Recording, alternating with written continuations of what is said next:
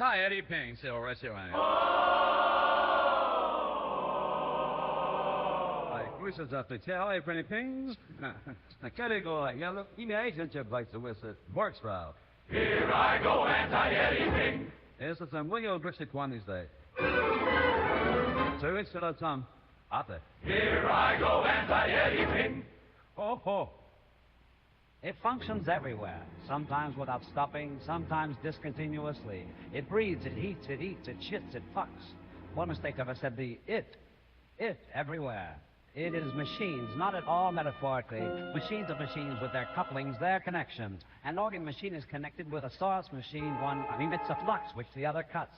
The breast is a machine that produces milk, and the mouth a machine coupled to that one. The mouth of the anorexic hesitates between an eating machine, an anal machine, a talking machine, a breathing machine, deeper machine, asthma, attack. This is why we are all tinkerers, each with their own little machines. An organ machine for an energy machine. There are always flux and cuts. Judge Schreber 5 has divine rays in his ass. Solar anus. And rest assured it works. Judge Schreber feels something, produced of something, and theorized about it. Something is being deduced effects of machines, not metaphors.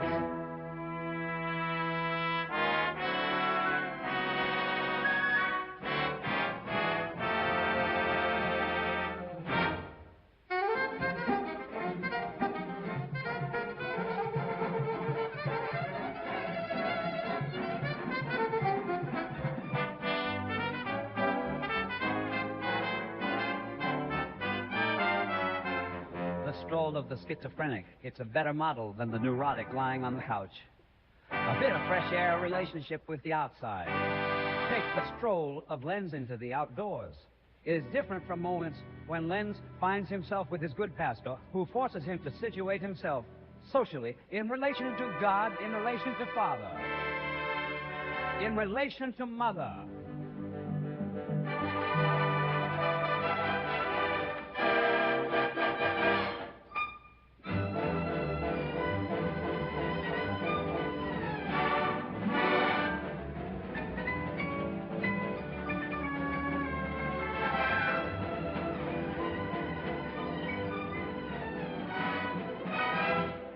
On the contrary, he is in the mountains under the snow with other gods, or without God at all, without family, without father or mother, with nature. What does my father want? Can he give me better? Impossible! Leave me alone. Everything is a machine. And the celestial machines, the stars are rainbows, alpine machines, each coupled with those of his body, noise machine. Uninterrupted, idle instrumented.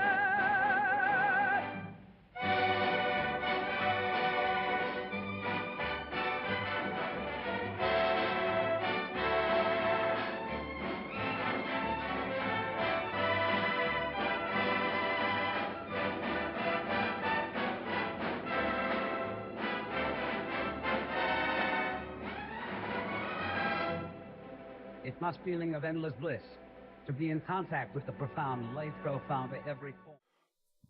Why, hello, everyone. Hello, everyone out there in YouTube land. We are live for those in Discord who are uncertain when that happens. I hope all of you are well. It's been a long week. I've been in and out of sickness pretty severely. Negative COVID tests. Happy day. But do be careful because there is a new strain on the shores. Because why the fuck not? Let's just do everything at once. That'll be fun.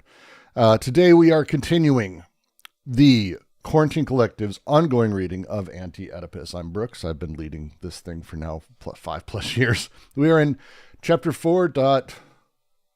Whatever the fuck. We're in the first positive task of schizoanalysis, 4.3, I think. And we've been making our way very slowly through how this first positive task functions. The first negative task, the destructive task, is that of sort of breaking down the narrative structures, the symbolic representations and relationships with the analysand, or within yourself, within others, whatever it is, it counter-actualizing those things, causing ruptures and breaks there. The first positive task is with that, utilizing that process, and as you do it, because these go hand in hand, also looking at what they would call, what is the phrase they use for it? Indices of desire. The thing to remember is desire is not personified for them in their ontology, the way they're looking at the world. Desire is force, and you don't call a force doing a thing or having a goal. Forces don't do that. Instead, you have indices of them. The wind blowing across your lawn is not telling you that the gods of wind are saying it's time for you to cut your lawn. You can say that to yourself. But that is kind of how we look at desire when we see it within ourselves, when we experience it, when we call it things, we give it goals. Instead, you can see the wind by how the blades move. And as such, how you move, what you do, what the analysand does, what is happening around you, the indices of these things is the play. This is the play they're making. We are in the last 2 paragraphs of this section, and I really, really, really want to finish this section today. So we are going to do that. We are probably not moving to the next section unless by some miracle we find a way to get through this in a very, very short amount of time. I doubt it. So don't get too wildly excited with that. Just don't. There's nothing there. But with that, we will go ahead and just move over, and we will get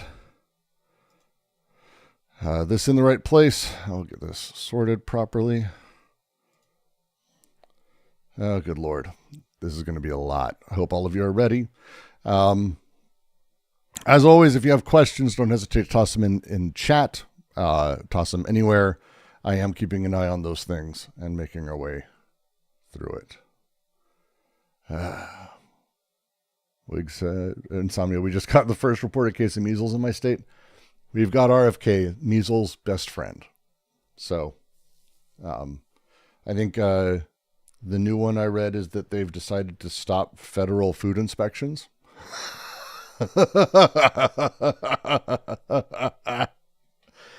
We're fucked. Like, you can't do anything but laugh. At that point, we're fucked. We're just, I always tell people the story goes with Mad Cow.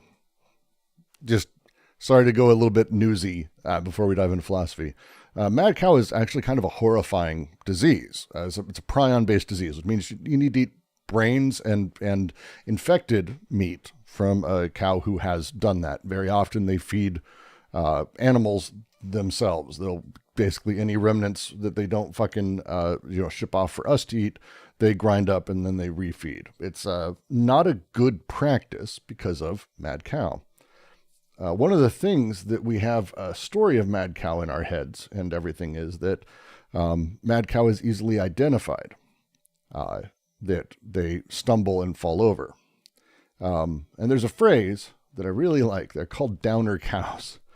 And we were told this story when the mad cow scare was happening, that there was, downer cows were found and that those were contained. But they weren't downer cows necessarily. A couple of them weren't, because there actually is asymptomatic versions of this. Not to be completely terrifying, but that is the problem. This is why a lot of places wouldn't buy meat from us from a long time. They did their own testing, a whole bunch of shit. It's why a lot of places do enforced testing. They don't just wait for something to go bad. We were already in the wait for something to go bad place. Good fucking Lord. Good fucking Lord. Did I misspell the title of the stream? Death Instinct. I'm going to say it's an obscure spelling of instinct that is from a French book you've never read.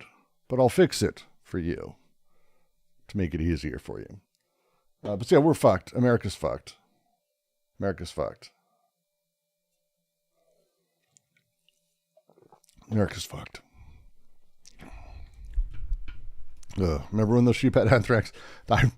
I pay too much attention to news. I remember all of these things, and all I can think now is we've decided that the best way And we knew this the first time because Trump, I think, said during the first outbreak of the pandemic that if we just stopped measuring, we wouldn't have as many cases, which is just fantastic. I mean, I don't have an argument. That's just a fact of things. I love it. I love the world. Well, maybe we can start to explain a few things if we understand how desire operates. So let's make our way through this next little bit, see what we can do, and I'll avoid talking about more newsy stuff today as much as possible. Let's do it. Here, I should probably say where we're at.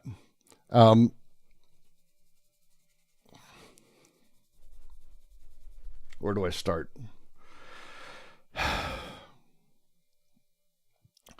Okay. As we've been going through the positive test, they've made this move finally, where we're starting to understand where the flux of desire operates and how it works inside of sort of the social experience, and how life and death, as we understand them as sort of large-scale models of things, how our misunderstanding of that is actually driven by the very functioning of desire itself, where desire actually utilizes sort of the life, the productive, the co-opting, the combinatory, desiring, passionate, procreative, creative essence, and at the same time does have death as part of it. Death is the model. Death isn't necessarily the model in desire, though. Death is, as we read Klosowski, and we're going to be doing a reading of Klosowski in a few weeks, which is great, because I need another 2 hours of my life every week gone. But there is this move, it's taken right out of Nietzsche's Eternal Return, which is the origin of the body without organs. But the idea is that desire sort of has this pump and reflect moment. It is experiencing the world, connecting, and then in that disconnection, it's kind of coming back to the model of things. The model of things is death.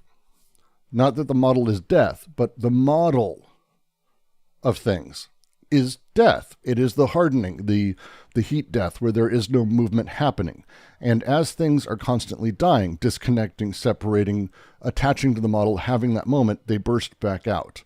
The back and forth that desire makes, this pulsing out and then back, the reaching out and connecting and then looking at the model, is the oscillation that we experience. It's the thing that we do. It's what we handle. It's what our lives are sort of made of. I find this to be accurate. Again, it's a great way to sort of describe how you sort of do a thing and then measure it against things. Do a thing, measure it against. And there's this model that you constantly return to. And this process that desire is going through, back and forth, back and forth, back and forth, is a vibration of death, but it isn't dying. Actual, death is when you stop dying. All of the intensities, all the subjectivities that are formed. Right now there is, for example, Tired Brooks, who hasn't had his fucking Red Bull all the way through and is not sure why he's doing this. At some point, that subject that is wandering and doing its thing and making its way through this piece by piece, that subject's going to die. And that's awesome, because there will be energized Brooks or confused Brooks or some other Brooks that will take that place. In fact, there are many Brookses kind of all the time. Those multiple subjects that are sort of existing and doing their thing will die. When you stop dying, that's the problem. That's when you die. I've dealt with a great deal of death, and this is a family of loved ones. People are, by nature, constantly changing. When people stop changing, that is the death. It's a poetic idea of it, but it is working in this way through desire. Now, all of this, though, as they've been talking about, and the previous paragraph, I'm going to kind of read the end of it, is going through how anti-production, death, the model, the energy spent in the maintenance of the model, or the attraction to the model itself, which is the king or the earth, that kind of back and forth, that death shifts under capital, and it works differently. To say that into that paragraph, which I'll just go ahead Begin there, and I'm just going to charge straight through.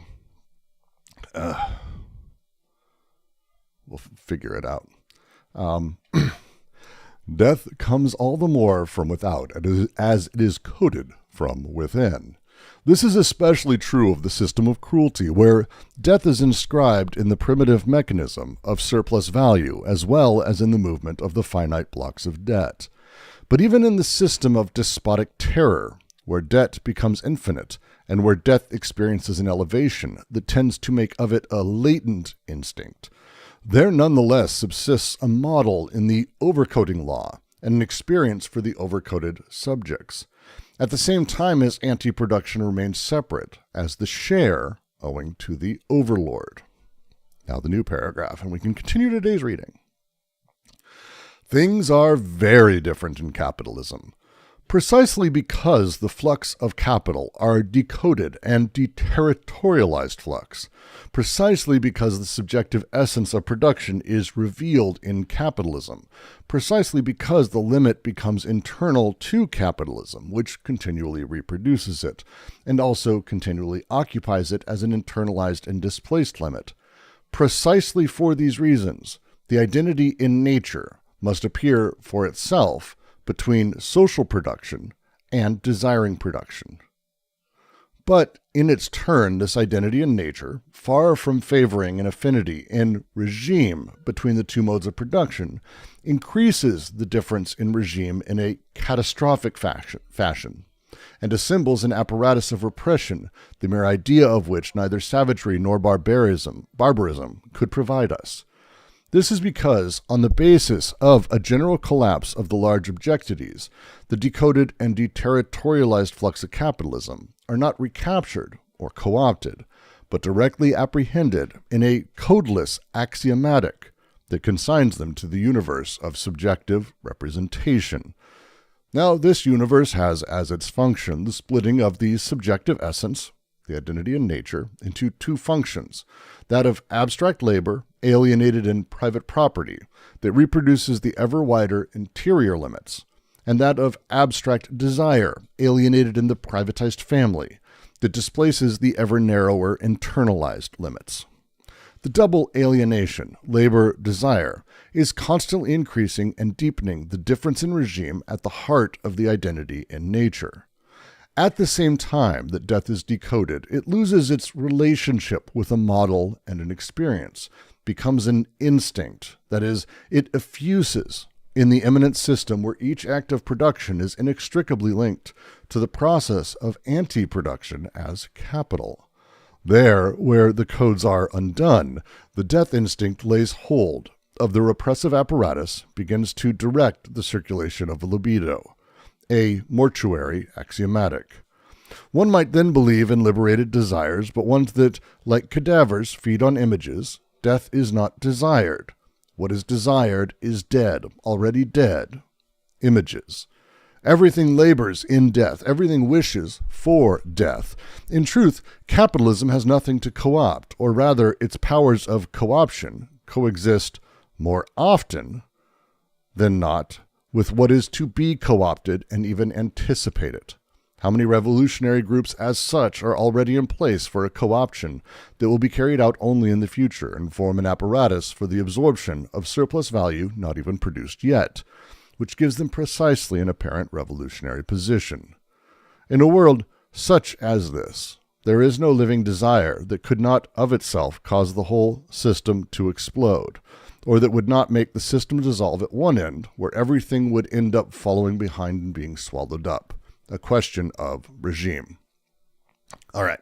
We're going to be able to go through this paragraph actually kind of nicely, quickly, because we've already gone through it. And then we've got the next two to finish off this thing.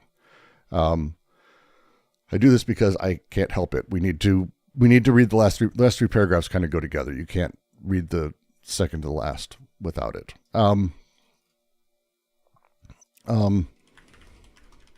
So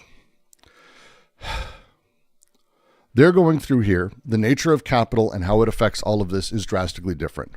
Prior to this, we have systems of codes. Codes is desire codified sort of socially implanted, socially formed, socially built, socially placed inside of a system of relations.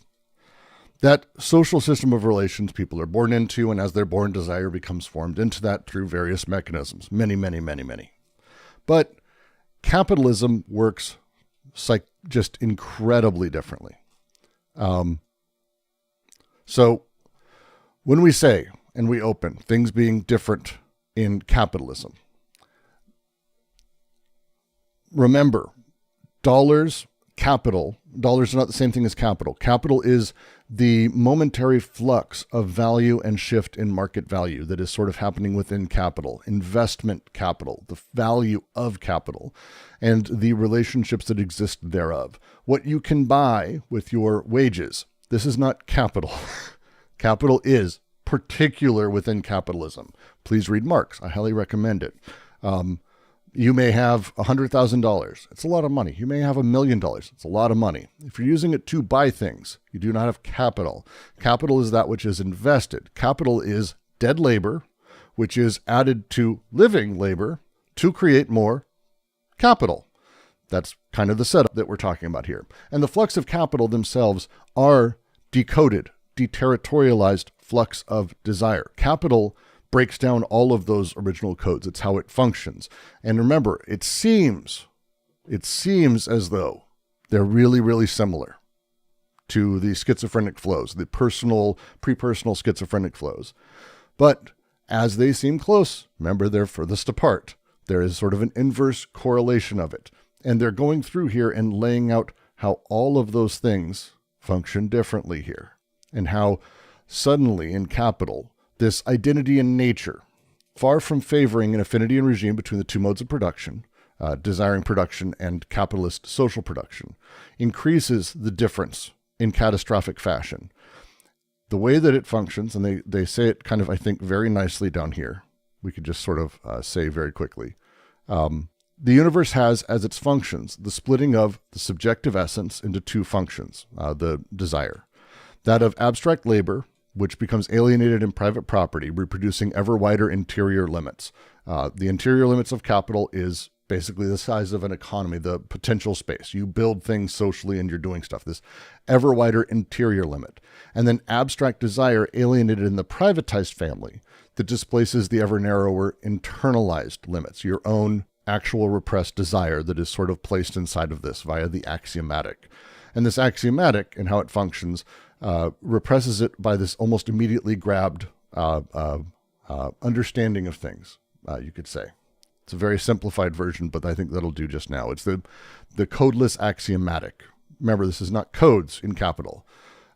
We still have some codes, but again, they're being broken down.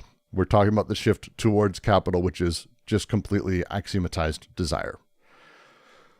So, the way that they phrase it, and that's at the end here. One might then believe in liberated desires, but ones that, like cadavers, feed on images.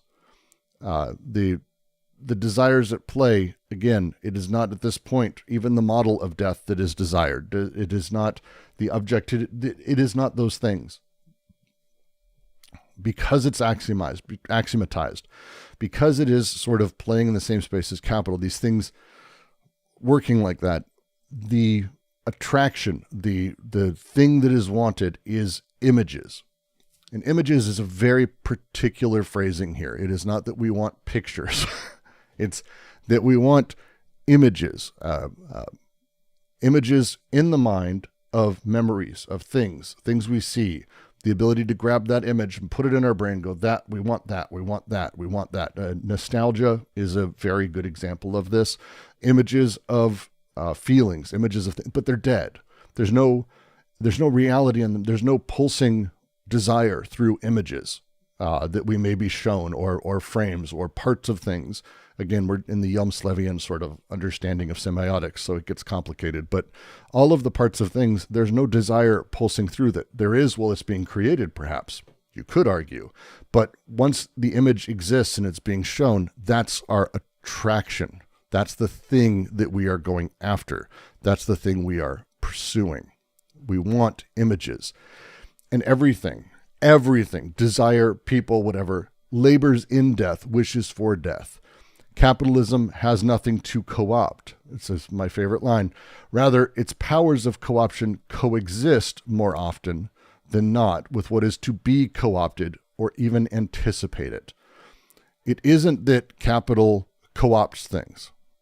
We have this idea, and it's a romantic idea, that when you create something, when you come up with an idea, at some point it becomes perverted by capital. No. Capital's already there. Like it doesn't need to be. It's there. Like capital, like nothing gets ruined by capital. It's already part of it. It gets ruined because it becomes only images. We become attracted to the images, and then by trying to replicate that, you can't, because you can't produce images directly because they are not filled with desire. Like it becomes this thing. And that's the line they have here. How many revolutionary groups as such are already in place for co-option that will be carried out in the future? Think of, they're being very particular about what they're saying here, but I think it applies in a very, very broad sense. Think of BreadTube. My favorite, the idea that revolutionary capacity exists on YouTube. This is a thing. Let's do one that's more self-effacing. I was part of the very, very early days of social media, and I was fortunate to be a part of it. It was a weird thing to be able to experience. Months after Twitter came out, I happened to be working at Lucasfilm, and I was like, I saw this really cool thing, and I wanted to put Star Wars on it. Basically was what I did. Now that thing, and I can tell you the early days of social media, I spent time around people like the founders of Dig, the people at Facebook, people who were building these things genuinely saw emancipatory potential in them. A lot of people saw money. I'm not stupid. I'm aware of that. I'm talking about there was a huge number of naive people who felt that this thing could connect people, that it would undo governments, that it would undo totalitarianism, that Twitter could be a thing where suddenly everyone could communicate quickly and you wouldn't be censored at all. And we didn't mean it in the Elon Musk sense, but in the like anti-government sense. Silliness across the board now in retrospect. But a lot of people say, well, look, the internet was just ruined by capital. It's like, no. It was already there. That these things were already in place for a co-option carried out in the future and form an apparatus for the absorption of a surplus value not even produced, which gives them this apparent revolutionary position. This is the apparent revolutionary position is the thing. And it is not just, think of the music acts that play very much in that space. Think about Rage Against the Machine, for example. The revolutionary capacity of Rage Against the Machine. It does not exist. Like it's a thing, sure, but this apparent revolutionary position, it's already co-opted. Capital's there. It's there. In a world such as this, there's no living desire that could not of itself cause a system to explode. They're saying that if actual living desire, we live in a world of images, there's no living desire there. It's all dead. If we actually had living desire, it would explode because it can't handle that. It is a world of dead images. Why? Well, now we get to this week's reading because it's only 30 minutes in. Now we get to this week's reading. Why? How is this literally functioning in this way? And remember, we're looking at indices and the setups and all of these things. As we finish this out, we're finishing out that first positive task. It's first positive task. Okay? Because it's that last sentence. What would not make the system dissolve at one end, where everything would end up following behind and being swallowed up? A question of regime. Here are the desiring machines with their three parts. The working parts, the immobile motor, the adjacent part. There are three forms of energy, libido, numen, voluptas. There are three syntheses, the connective syntheses of partial objects in flux, the disjunctive syntheses of singularities and chains, the conjunctive syntheses of intensities and becomings. The schizoanalyst is not an interpreter, even less a theater director. He is a mechanic, a micro-mechanic. There are no excavations to be undertaken, no archaeology, no statues in the unconscious. There are only stones to be sucked, a la Beckett, and other machinic elements belonging to deterritorialized constellations. The task of schizoanalysis is that of learning what a subject's desiring machines are, how they work, with what syntheses, what bursts of energy in the machine, what constituent misfires, with what flux, what chains, what becomings in each case. Moreover, this positive task cannot be separated from indispensable destructions, the destructions of the molar aggregates, the structures and representations that prevent, start that part over. Moreover, this positive task cannot be separated from indispensable destructions, the destruction of the molar aggregates, the structures and representations that prevent the machine from functioning. It is not easy to rediscover the molecules, even the giant molecule, their paths, their zones of presence, their own syntheses amid the large accumulations that fill the preconscious, and that delegate their representatives in the unconscious itself, thereby immobilizing the machines, silencing them, trapping them, sabotaging them, cornering them, holding them fast. In the unconscious, it is not the lines of pressure that matter, but on the contrary, the lines of escape. The unconscious does not apply pressure to consciousness. Rather, consciousness applies pressure and straitjackets to the unconscious to prevent its escape. As to the unconscious, it is like the Platonic opposite, whose opposite draws near. It flees or it perishes.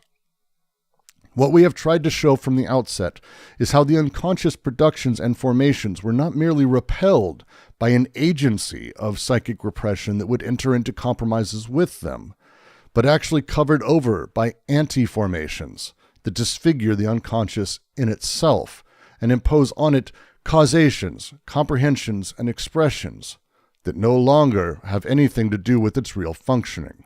Thus, all the statues, the Oedipal images, the phantasmal mise en scène, the symbolic of castration, the effusion of the death instinct, the perverse reterritorializations, so that one can never, as in an interpretation, read the repressed through and in the repression, since the latter is constantly inducing a false image of the thing it represses. Illegitimate and transcendent uses of the syntheses according to which the unconscious can no longer operate in accordance with its own constituent machines, but merely represent what a repressive apparatus gives it to represent. It is the very form of interpretation that shows itself to be incapable of attaining the unconscious, since it gives rise to the inevitable illusions, including the structure and the signifier, by means of which the conscious makes of the unconscious an image consonant with its wishes. We are still pious. Psychoanalysis remains in the pre-critical age. A lot of really fun, fantastic sentences in there, by the way. A lot of really fantastic sentences in there.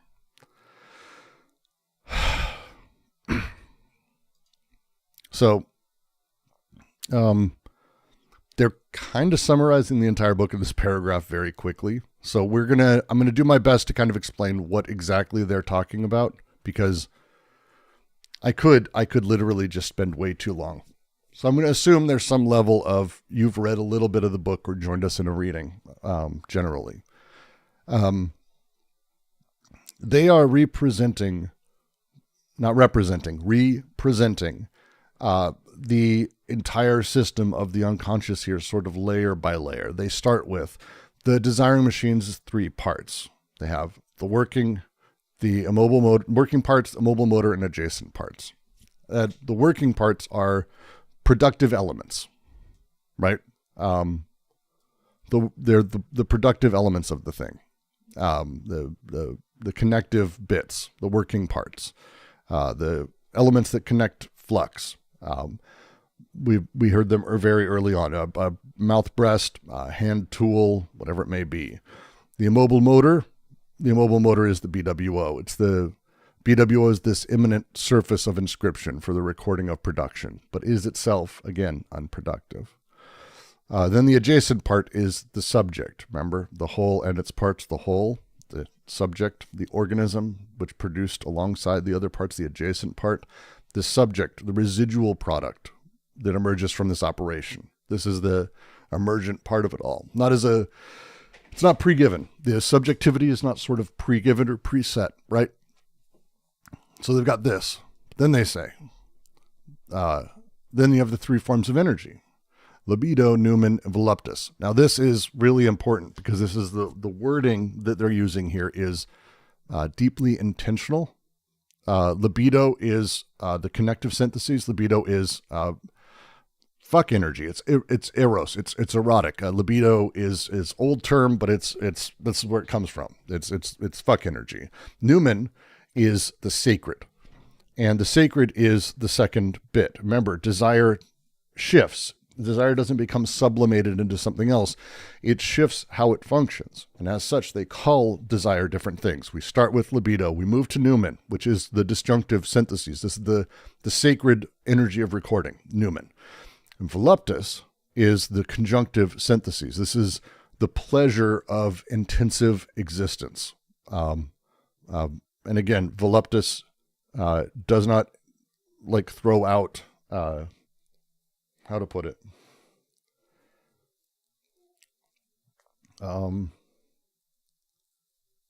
It's enjoyment.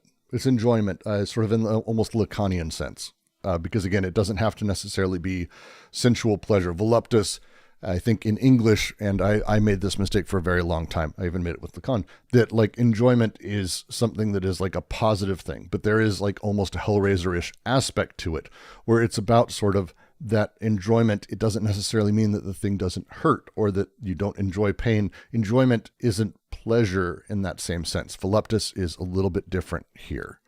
How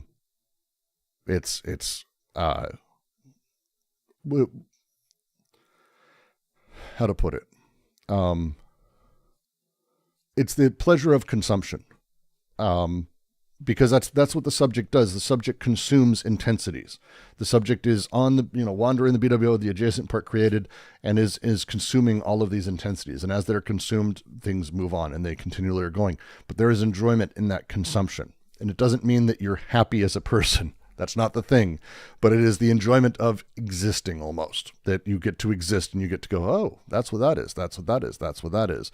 And this thing they're laying out here, the three syntheses, again, they shift a lot of psychoanalytic thought, we'll just say, because they start going through, it says, again, he says them and they restate them.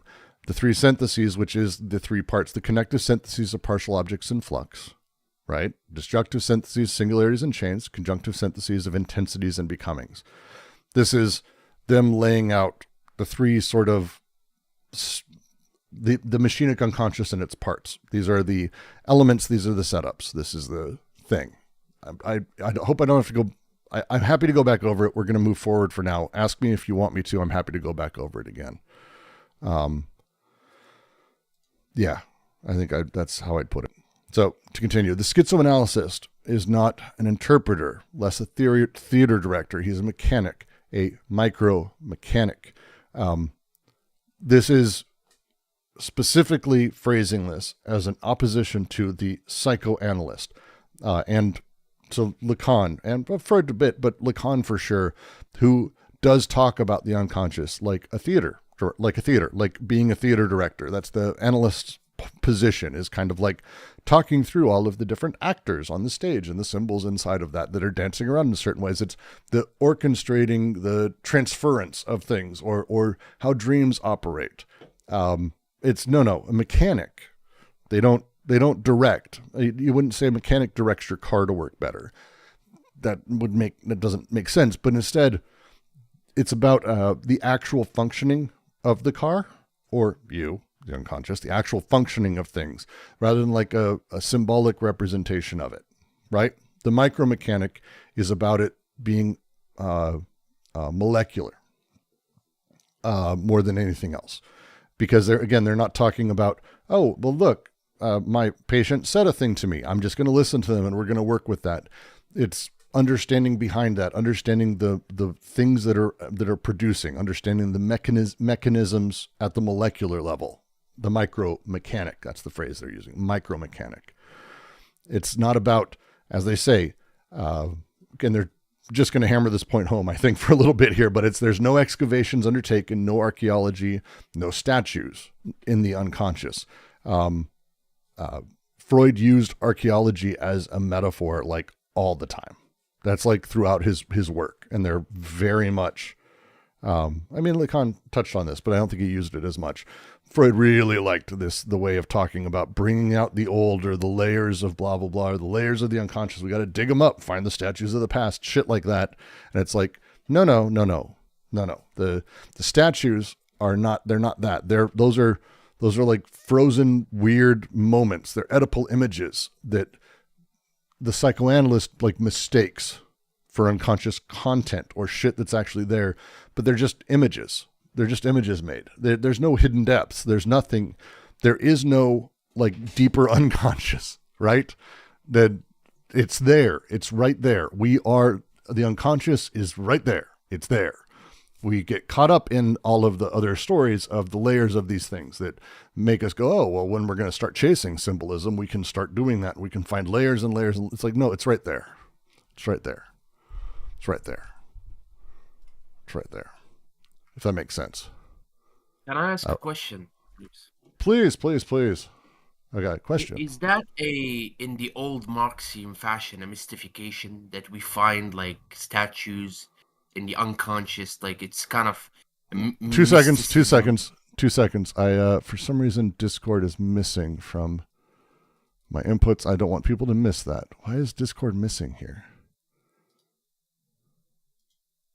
All right, talk for 2 more seconds. Sorry. 1, 2, 3. All right, cool. It was working. I'm just stupid. Okay. Go ahead. Sorry. I mean, if that what like the old Marxian phrase, right, which is mystification and critique of critical criticism, which I return to the Holy Family because it's a foundational work for Marx, right? Mm-hmm. Is that these kind of like, we kind of mystifies these relations, given that, what you said, that like the unconscious is there, is not in the archaeology or behind the depths of meaning of these kind of statues, right? It's not the theater itself, right? Or the theater itself, but yeah, still the Holy Family, yeah. It backs to the whole. It is visible, but not visible. It's not in the images. Is kind of what they're saying. It's the dancing. It's the images. Not really, but the parts of it, how they're produced, what is working, the indices of that, the functioning of it. If you were to talk about a play and have the same conversation, you would start talking about, okay, well, what's the meaning of the play? Well, that's one discussion. That's like playing in a very symbolic order. But we want to understand how the play became what it is. That's what schizoanalysis isn't like trying to go, oh, yes, let's talk about the great meaning behind the symbols. It's like, no. Look, you're neurotic. You have nervous energy. Your life is kind of in a bad place. You're hurting, socially not working. Let's take a second and how is the play working like this? You would look at the wood that the stage is made of, the way the curtain is, how the rope is set up, like who's doing this, how fast are these things move? Like you would look at the play and how it's produced the way it is to fix again, this is not about what the play means or is there some greater thing, because it's there. You're looking at it, you're talking to it, it's the thing. Yeah. Because if we want to search about the meaning of these statues or these things, you produce mystification of that beyond like a mystifications that kind of in old we have in the old Marxism like the idea of mystification and producing mysteries out of critique, right? And one of these elements that I think Deleuze touched on is that the bad consciousness, right? You still kind of like, reach the bad consciousness. We don't tend to use in Marxist circle in the left bad consciousness, right? But I am allowed to use it in this context. I don't know. I'm allowed to use it because, like, I think when I read Deleuze, like, and I still, I'm still not a lot, but like, a lot of people like value psychoanalysis and their own freedom, but like, I think it produces also contradictions that I see it also in Egypt, right, where I went there, where kind of the situation is very critical, even for the working class that work there in Egypt,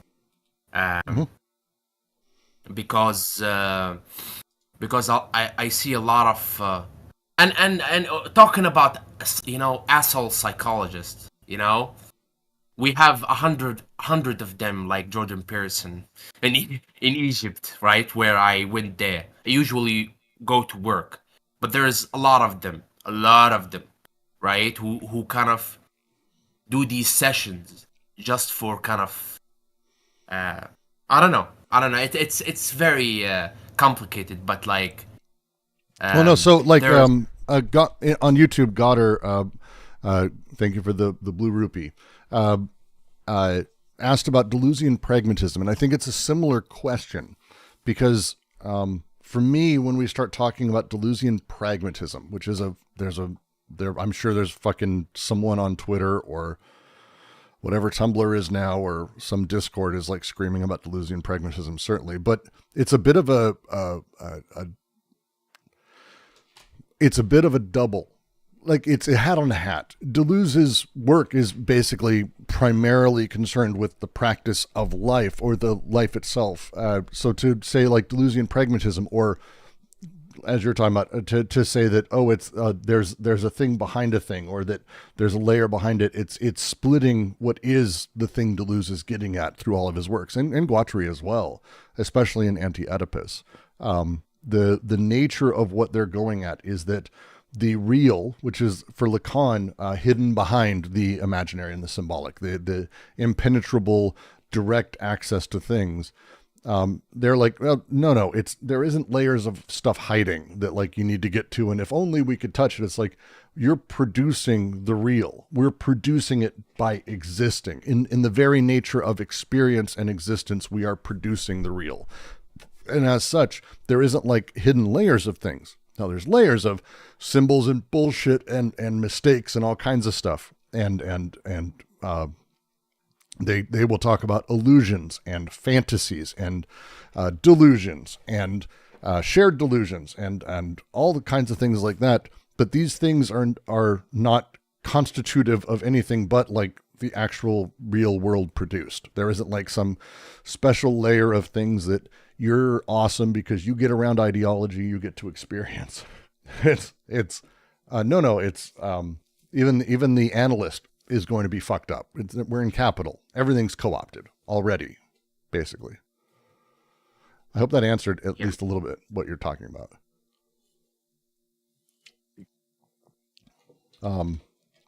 And then Guattari also asked, Julius Evolia's works. I'm aware of reactionary pseudo-philosophy, not my thing. Why did I choose Deleuze as a philosophical mentor? I didn't. I read a lot of things, and these are the books that simply speak the most to me. Until the next one, as I'm finding Klosowski to be very, very good.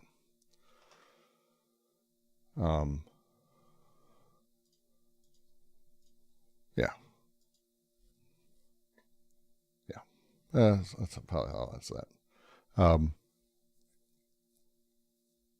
Anything else, Marcellus, before I move and continue through this?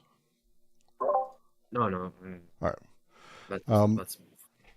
Because and it's to your point. So there are only stones to be sucked. What a fucking sentence. Beckett's Malloy is a unique kind of person, also fictional, but they've used this example elsewhere in the book. And so if you haven't been reading, he's got a big jacket with a whole bunch of pockets in it, and each pocket is a stone. And he likes to suck on stones, but you don't want to suck on the same stone all the fucking time. So the sort of system that he's got is sucking on the stone for a little bit, and when he's bored with it, out goes one. And as he's doing this, he pops a new one from another pocket into his mouth, and then he takes out the old one. He'd put old one into a pocket, and the one in there goes into another pocket, and it kind of creates this like automated chain reaction process as he's sucking on the next stone. That kind of begins as soon as he's done, and then the next one goes in, and it's kind of this large chain process. There are only stones to be sucked, other machinic elements belonging to deterritorialized constellations. There's no meaning to the stones. The stones are not, oh, he just really wishes his mother's breast was still there, and that's what sucking always means, and that's the thing. That's Freud, for example. No, dude. No, dude. No. Instead, there's all of these happening. Now, if all you saw, or all someone said, hey, he sucks stones. But if you saw the entire apparatus, it takes a different meaning. If you saw how intent he is on it and how it's almost natural, it takes on another sort of thrust. There is indices throughout it, machinic elements that are belonging to deterritorialized constellations. The task of schizoanalysis is that of learning what a subject's desiring machines are, how they work, with what syntheses, what bursts of energy, what constitutes misfires, what flux, what chains, what becomings in each case. This is the thing that, well, we've done the destructive task. The positive mapping, the positive cartography, which they will call in other works, of the actual functioning of the unconscious, the same way I just talked about all those stones, right? All those stones going. What the fuck is in chat? Quat, that is a fucking picture. What is that? Looks like shrimp? I don't know what the fuck. That's great. Fascinating. That two seconds. I'll finish my rant. Just 2 seconds. So all these things are going. All of this stuff is firing off, and that's what becomings in each case. All of the parts, the energetic flux. Like they're naming all of the pieces of things, all of the stuff. Right? All the parts that are firing off, all the different parts of the machinery, all the things, the stone being sucked, the stone being moved, the stones clanking, the hand moving, the stones being slightly off weight, whatever it is, all of the stuff, all of these things are the parts. The firing off that they're talking about is like these infinite machinic variations of things that are at play. Again, the schizoanalyst's job is not to talk through how crazy random things are or anything like that. It's to map indices. It's a cartography of sorts. And that's what is happening through this. You're getting a cartography of these things. Right? Getting a cartography. And that's the big deal, because it's not about universal structures, because there is no, like, there is no direct same thing. What mom means to me and what that means, that relationship is as a thing symbolically doesn't even relate to yours, even though we can sort of see how they're the same because, it's mom is mom, but mom doesn't mean mom to everyone else but me. The structures seem universal, but they are not. Going instead to the actual indices and mapping them. That's the deal. That's the deal. All right. Go for it, Marcellus. That's remind me of the phrase that the entire actual product must be ultimately paid by the consumer, and would be correct in the sense that only the consumer were taken to be comprised of two vastly different kinds, individual consumer and productive consumer.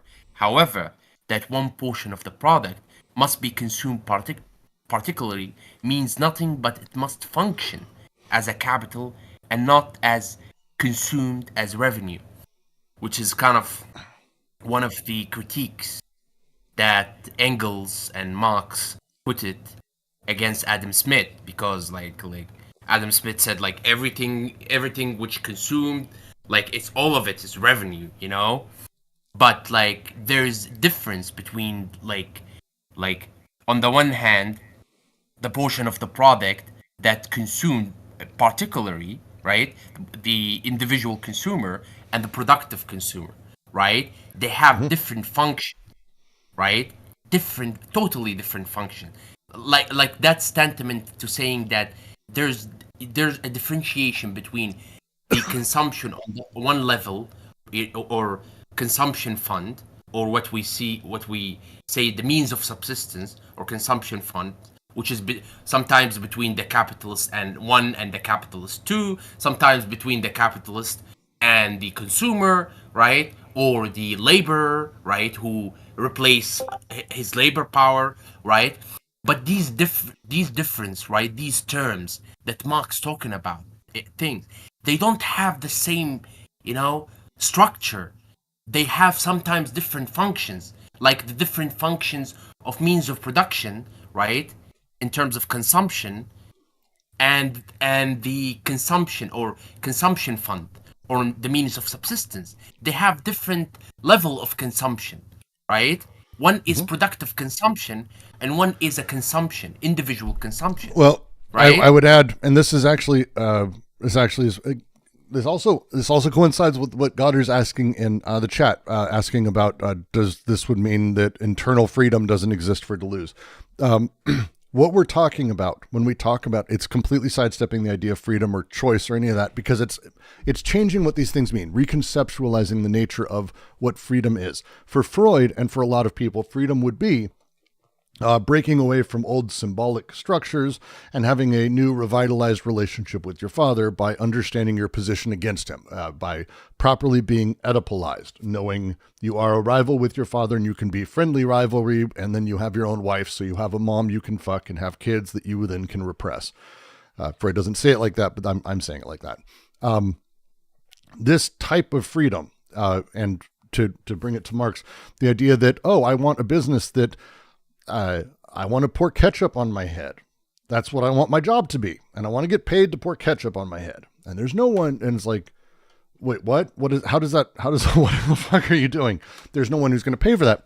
But that freedom to do that is, again, staying within the space of the social, the symbolic, the space of images, instead of thinking about the actual flux of desire and enabling them to have their freedom. Because we're talking with them, and they will say this in a little bit, that it's not really about the structures or what desire looks like, but instead the lines of flight. This is what you're mapping towards, is lines of flight. New creative elements that are emergent, not from above, coming up with some new symbolic possibility that's like, oh, I'm going to build a factory that does X, Y, and Z. Cool. It may or may not be successful. There's a whole bunch of other stuff that happens with that. There's a power component with capital that affects that.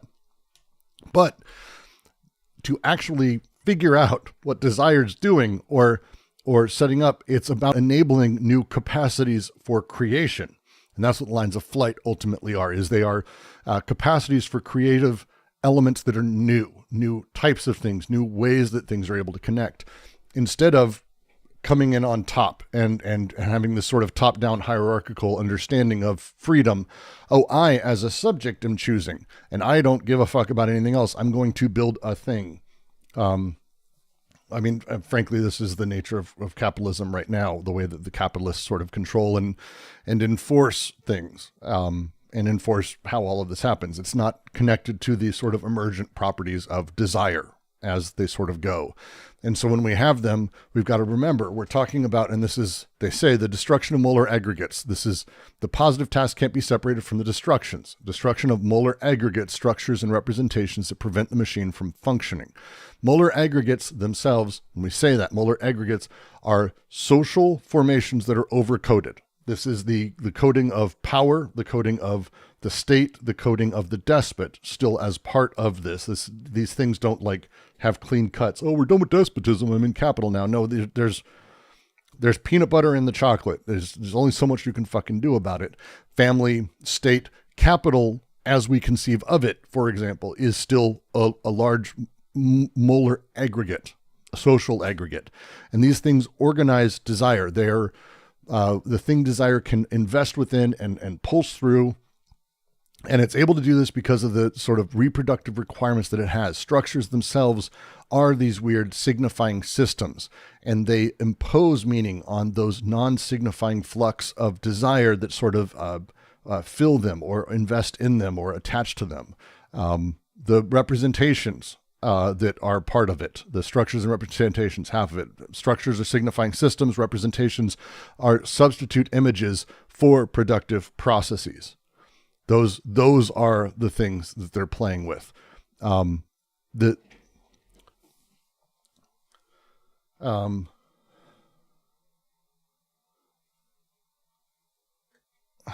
mean, there's so many fucking ways to talk about this. This is not a thing that's difficult to find other examples of or ways we can talk about it. A child growing up with no clue of his own sexuality is beaten into believing that there is only one type of person they're allowed to love: certain religion, certain race, certain sex, certain creed, certain background, certain things like that. The representation and the images that they are presented with of love, they have, and they are constantly attracting towards it, but they're dead. The images are dead. There's nothing there. There's nothing emergent.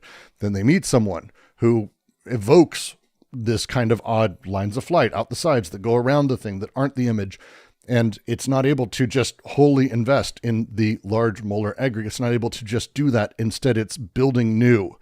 That discomfort of a thing. These are productive processes building something new that have to be repressed in capital with images, with representation, with structures. Because otherwise, if desire were able to get into the social sphere, actual, just unbridled, flat desire, it would all explode, because it doesn't have that. It cannot, and it can't handle that. The large social spaces can't handle desire being free. It would blast apart social understanding, cooperation, whole bunch of stuff.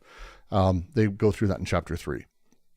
And so it's as they sort of do this, and as this happens, the phrasing they have, and just to sort of go to it, it's not easy to rediscover the molecules, even the giant molecule, their paths, zones of presence, their own syntheses amid the large accumulations that fill the preconscious, that delegate their representatives on conscious and self, thereby immobilizing machines, silencing them, trapping them. We're going to go through all the words here, but when they say molecules, they're talking about those micro elements, almost singularities of desire that, again, are below molar formations, are beneath images, are beneath symbolization. They are not symbolizable. They are indices more than anything. They're molecules, in the same way that an atom or a molecule of oxygen, fuck, who gives a fuck? It doesn't do anything for anyone. But it sort of does, because that molecule of oxygen I breathed in got turned into stuff inside of one of my, that one. But one molecule you don't notice. I probably breathed in cyanide a moment ago. The air is filled with shit everywhere we live. But that molecule, that's not the thing. It's in aggregate. We're able to see, and I'm able to, the air's not bad here. I'm a little further out than a lot of people. I'm not in Beijing in like circa 2012. I'm just sorry. It's just a moment of my life that's like the worst air I've ever breathed in my entire life. But like that thing, that this is the difference. It's underneath that. It's beneath molecules, micro elements of desire. Beneath those giant molecules can have huge impact. They're giant molecules, but they're still just molecules. They're still molecular in how they function, still molecular in how they connect. They're not a single thing. They're significant, sure, but they're significant singularities almost, right? If that makes sense as I'm sort of saying this. And that's, as they go, the giant molecules, we must map their paths, their movement through the unconscious, how they're connecting, where they're connecting, their line of flight, for example, the zone of presence, the territories, the spaces that we allow them to exist in, and the things they connect to in the syntheses. And that's the delegation. This is the second half of the sentence.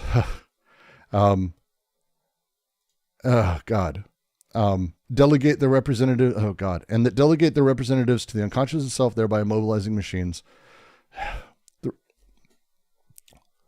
We end up with lots of molecules. You might say a mole's worth or molar amount of molecular matter, a mole or amount.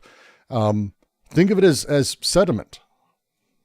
Like, think of it as sediment, like sediment, like dirt, like dust, like layers of molecules that one mole of dust, a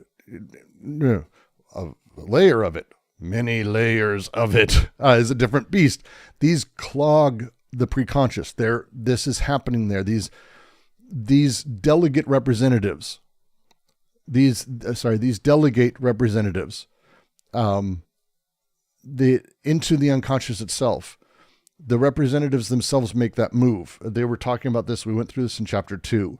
This is the move of the symbolic, the representational, that's able to play like that. The large accumulations that fill the preconscious, that play that way. This is a very different beast, because now in the unconscious, they've got these immobilizing elements that silence machines, trap them, sabotage, corner, and hold them fast. And they have that line in the unconscious. I really like it. In the unconscious, it is not the lines of pressure that matter, but on the contrary, the lines of escape.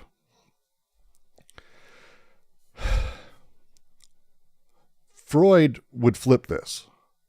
That it's about the pressure building up unconsciously, that through this, we're able to see and understand the symbols of things and what matters to a person. But it's not really that's not the thing. It's the lines of escape that matter.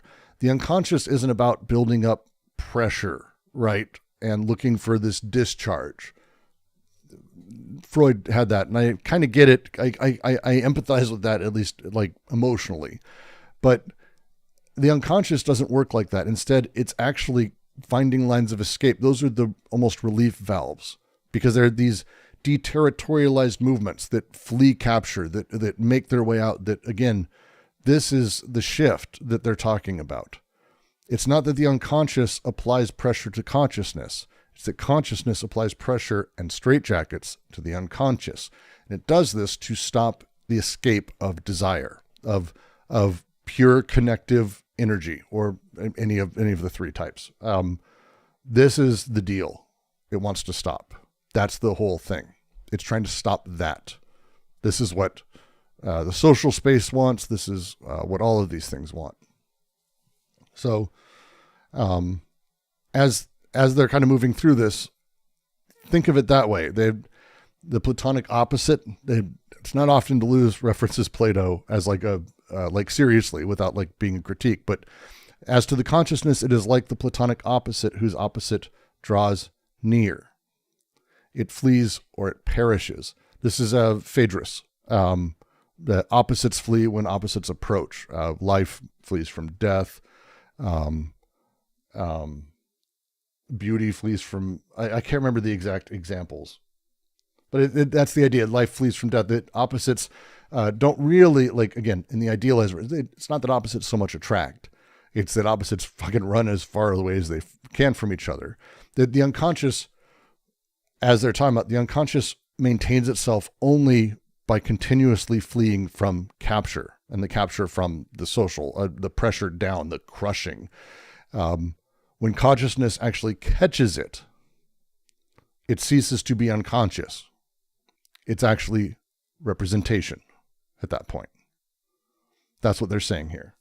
We've tried to show from the outset the unconscious production formation is not merely repelled by an agency of repression that would enter compromises, but actually covered over by anti-formations. That's what they're saying here. That's this. This is, Freud used to say that repression and the repressed sort of exist in this weird dialectical tension, right? That you might have these formations of symptoms that show compromised things. Lacan ran with symptoms and symptoms. Repression is the return of the repressed. Sorry? That's repression is the return of the repressed. For Freud, yes. That's yeah, and for Lacan. And for Lacan, yes. It. Yeah. You know, I think it's fair to say for both of them. And that's you would have, what's a Freudian slip?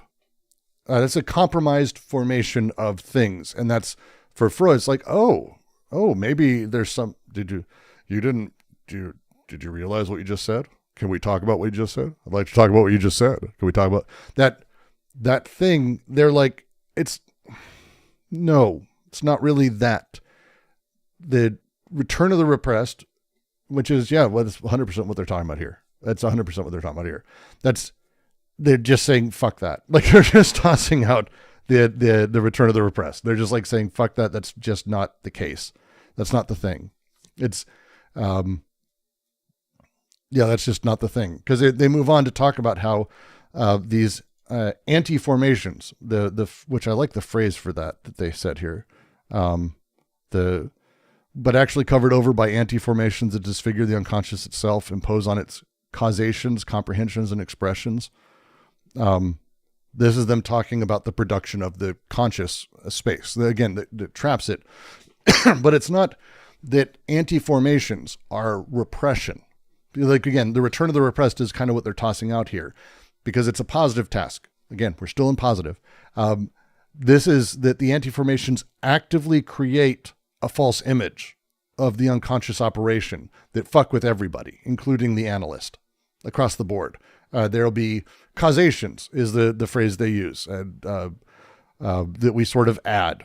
And they have issues with causation, we'll say. They do that. I did the thing.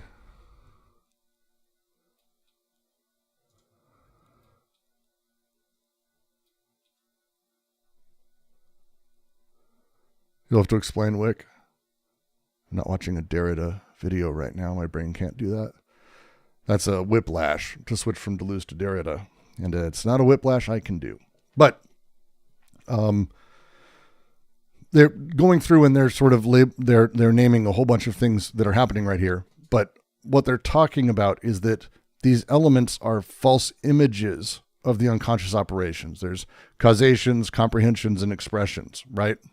And that's the thing they say. Thus, all the statues, the Oedipal images, the phantasmal, and it's this is straight out of Klosowski, the phantasmal mise en scène, as they say.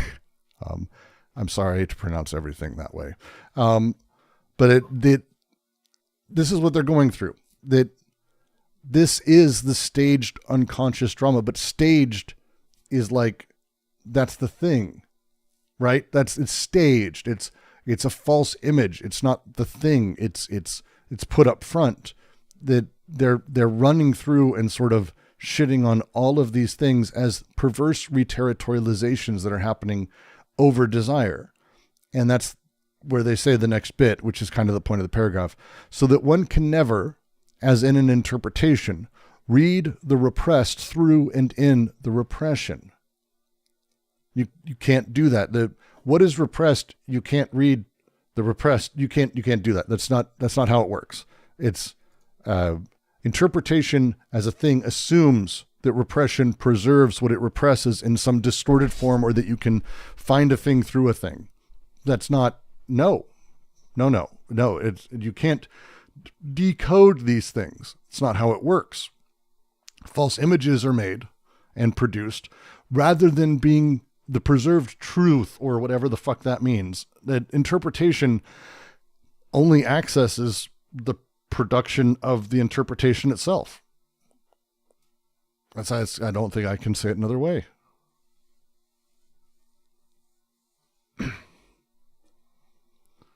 LJ writes, the particles in Beijing near Oak. I've talked about, and China's cleaned up a lot lately, so I don't want to be shitting on China. Like, good for them, but in the early 2010s and late 2000s, like that 4 years either side of 2010, multiple trips to China were horrifying air-wise. Like, it was a whole different beast. It's gotten better, but Jesus, that's like, it's hard to even describe what air was like. Oof. It's a lot.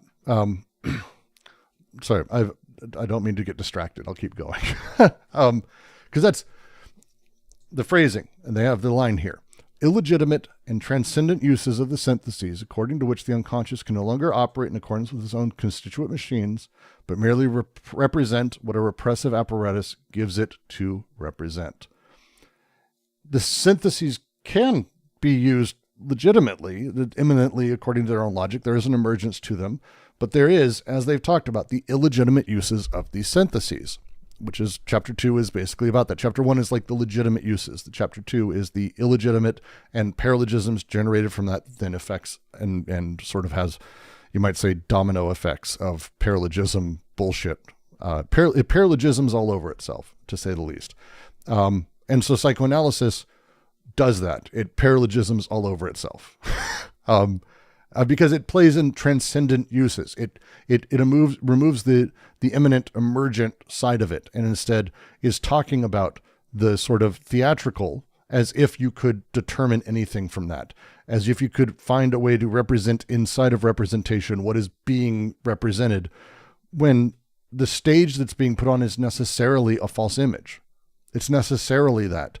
And there's no reason to believe that there is a meaning connected to any single thing. Instead, if you're looking at the play, understand how it came to be and why it came to be, not the story that someone's trying to tell, because this is not the setup. We need to think about that these things merely represent what a repressive apparatus gives it to represent. That's the sentence they say. It's the stage of a play in a city or a town or anywhere isn't representative of that city or town or stage. Not on its face. If Cats is playing in Denver, it's the same Cats that's playing elsewhere. Does that mean that Denver, you can tell by the stage, you can tell by the area? No. You can't do that. The repressive apparatus gives the representative the things to represent. The repression gives it that. It is the very form of interpretation that shows itself to be incapable of attaining the unconscious, since it gives rise to the inevitable illusions, like structure and signifier. That's a shots fired Lacan, by means of which the conscious makes of the unconscious an image consonant with its wishes. We are still pious. Psychoanalysis remains in a pre-critical age.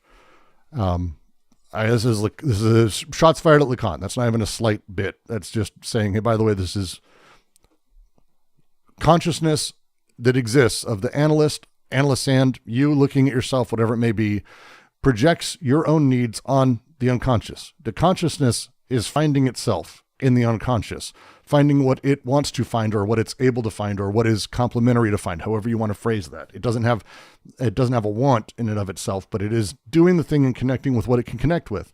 How fucking useless is that? It's incredibly useless unless you're aware of the process, and you can utilize that to find indices, unless you can use that to find how it's connecting and not get caught in the stage play.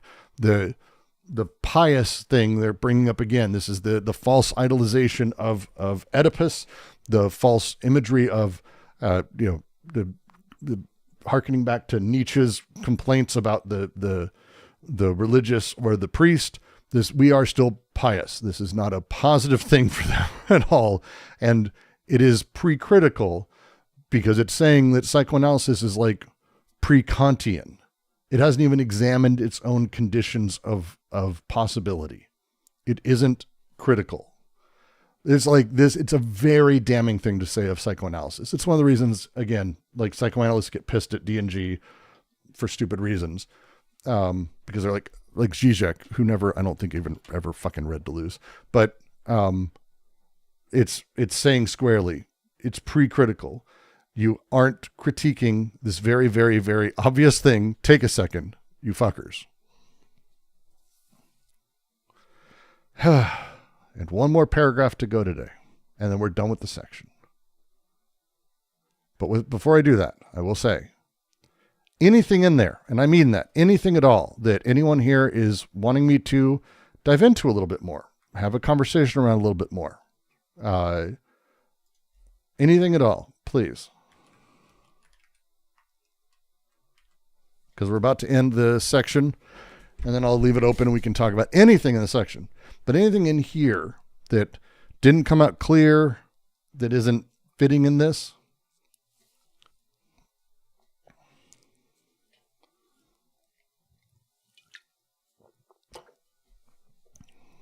Need to finish that Red Bull. Goddamn. Just have faith to your desire. That is psychoanalytics sort of creed. This is what they're talking about. Lo and behold, Freud went looking for the stuff in the unconscious, and he came out with literally the way he grew up as the best way for all of us to grow up. And hello, I am Austrian man who happened to grow up in the one time where the bourgeois had the mother and father and the stern father and the mother doing this, and I'm not working class, so they're not working, they're at home, and, I properly had, a lot of loose time, and I had lots of weird fantasies. Let me just presume that everything I have issues with is what everyone else has issues with. Yeah, it's boy, you go looking for something, you find yourself.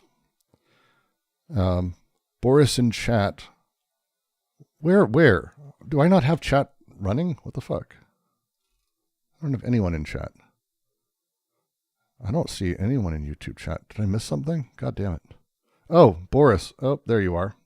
Sorry, I shrunk the window. Can I quickly describe what is meant by syntheses? So, for D&G, the way desire functions is it's not sort of, there is no such thing as just like desire laying around somewhere or like a river of desire. It's one of the reasons you'll hear me not like to use the word flow, because that's not the point. It is the momentary odd static charge that sort of happens as partial objects interact. Maybe it doesn't happen, but partial objects are constantly interacting everywhere. And when I say partial objects, I mean more than just parts of things. Objects partial, they're objects that are partial to a thing, parts of it, like it's complicated. It's Naomi Klein's definition. Not Naomi Klein, Jesus Christ. Oh my God. Naomi Klein, what the fuck, Brooks? Jesus Christ. Melanie Klein. What the fuck, Brooks? I've been mainlining too many weird videos lately. But the connective syntheses is that first step. Things connect and then disconnect, and then there's something else left over. But again, these processes take place. You should read the first section. First chapter goes through, I think, very nicely the process. But with the syntheses is they are passive. It is not dissimilar to it's not dissimilar to how, and I say this with there's a giant grain of salt, because I'm just going to talk about sort of what they mean by passive. For Kant, the critique of pure reason is sort of playing with the idea that there are processes. I mean, this is where he gets syntheses from. There are processes that are sort of imminent to each other. They're right up next to each other. You might say step 1, step 2, step 3, but it's not the same as like step 1, smile. No, it's not like that. It's when you go to smile, your brain sends a signal of what smile means to the other part of your brain that sends a signal. Like there's stuff happening all the time. These are the syntheses, the process that are sort of imminent to each other, happening in oscillations, silly amounts of time every moment. And they are sort of the constitutive things of experience. These are the syntheses. They're passive. They're happening. You don't control them. You exist at the end of it. You exist at the end. You're not making choices. Stop. This choice isn't there. That's not how choice works. It's a completely different thing for them. Step outside of that. Make your way to the next thing. And it's going constant, and it's happening all the time. It's not that you have 3 syntheses that are going in a row and you're like, Brooks. No, it's this multitude of syntheses that desire is, that's doing all these things, shifting even its own form and what it does and how it does. And at the end of it, you claim it for yourself. I'm Brooks. I am all of this, and it's just me, despite not being that. So it's passive, and that's the big deal. Passive. So when we talk about the syntheses, this is the process of experience, and it gets fucked up. So there is the the syllogisms, which is this sort of use of this logic of experience that are the syntheses. But there's also paralogisms, which is when that logic of experience becomes broken, because it does not exist in a vacuum. The syntheses don't just exist in like a magical offland space. They're material. Everything's material. Enjoy that. And so as such, I'm born into a world where my parents, grandparents, family, neighborhood, fucking state, country, whatever you want to do, all these larger symbolic structures exist, and they believe they exist, and they're very invested in them, and they're teaching me all about them. And I learn in that space. So the symbolic, the social world, which is still just desire connecting, but it is connecting sort of outside of the emergence of the passive syntheses. And this is where you start getting into the weirdness of it, because once you're outside of the sort of core passive syntheses and you have other things that are impinging on that and shifting desire. For example, at some point when you're little, maybe your dad slaps you across the face for picking up the wrong thing, or your mom screams at you, or the neighbor kid punches you in the face. I don't know, like physical pain or whatever it is that shifts how desire will work because it's experienced. But why did it get experienced? It's not just some random act. The patterns of these things become recognizable, and it begins creating repression inside of that, and over and over and over and over. So these are the syntheses. We're talking about active. No, it's passive. They're 100% passive. Your thinking is the result of the passive syntheses. Your active processes are the result of these syntheses. You are the result of forces. It's like saying a ball rolling downhill that is very, very happy to, I knew I was going to roll downhill. Of course I'm rolling downhill. I love rolling downhill. That's why I'm rolling downhill. The processes that enabled that to happen, the ball didn't control, but it believes it did, because it's able to justify that and find retroactive meaning for it. I have a wonderful video on exactly how this process happens that I just put up, where I go through Robert Frost's poem, The Road Not Taken, because everyone in the world gets this poem very, very, very, very, very, very wrong. And you kids may not know it as well as us olds, but this poem is one that has been used in graduation ceremonies to talk about how important it is that you take the road not traveled, that you go where no one else goes. It's a real thing. The poem is making fun of people who believe they had a choice in the first place and regret it. It's actually mocking the very thing that everyone thinks it does. It's genuinely brilliant. But how that happens is because as you read it, your cultural understandings, the symbolic connections, the investments you have socially, that you fill with your desire during that pulsation, again, passively. You're just going around, and out the other side, as you're reading, and the meaning comes back and forth, it's oscillation happening very, very, very, very, very fast. But that thing that happens, you add to it. It isn't done in a vacuum. And all of your life is pouring into those moments, just as everything else. And out the other side comes the meaning you've given it, that you're so certain of, that you're absolutely certain of. Is there one related to the original ball metaphor? Yeah, actually, it's called The Missing Piece Meets the Big O. Shel Silverstein wrote it, and it's fantastic. It's fantastic. And it is about rolling and the choice of it and how it feels and what that thing is. It's not as Sisyphus. Take it as Shel Silverstein wrote it. Shel Silverstein was sort of our modern Camus. We don't talk about him, though, sadly. I know. But that's the difference. The passive is the important thing. A lot of overlap with how Ponty describes the body schema qua perception.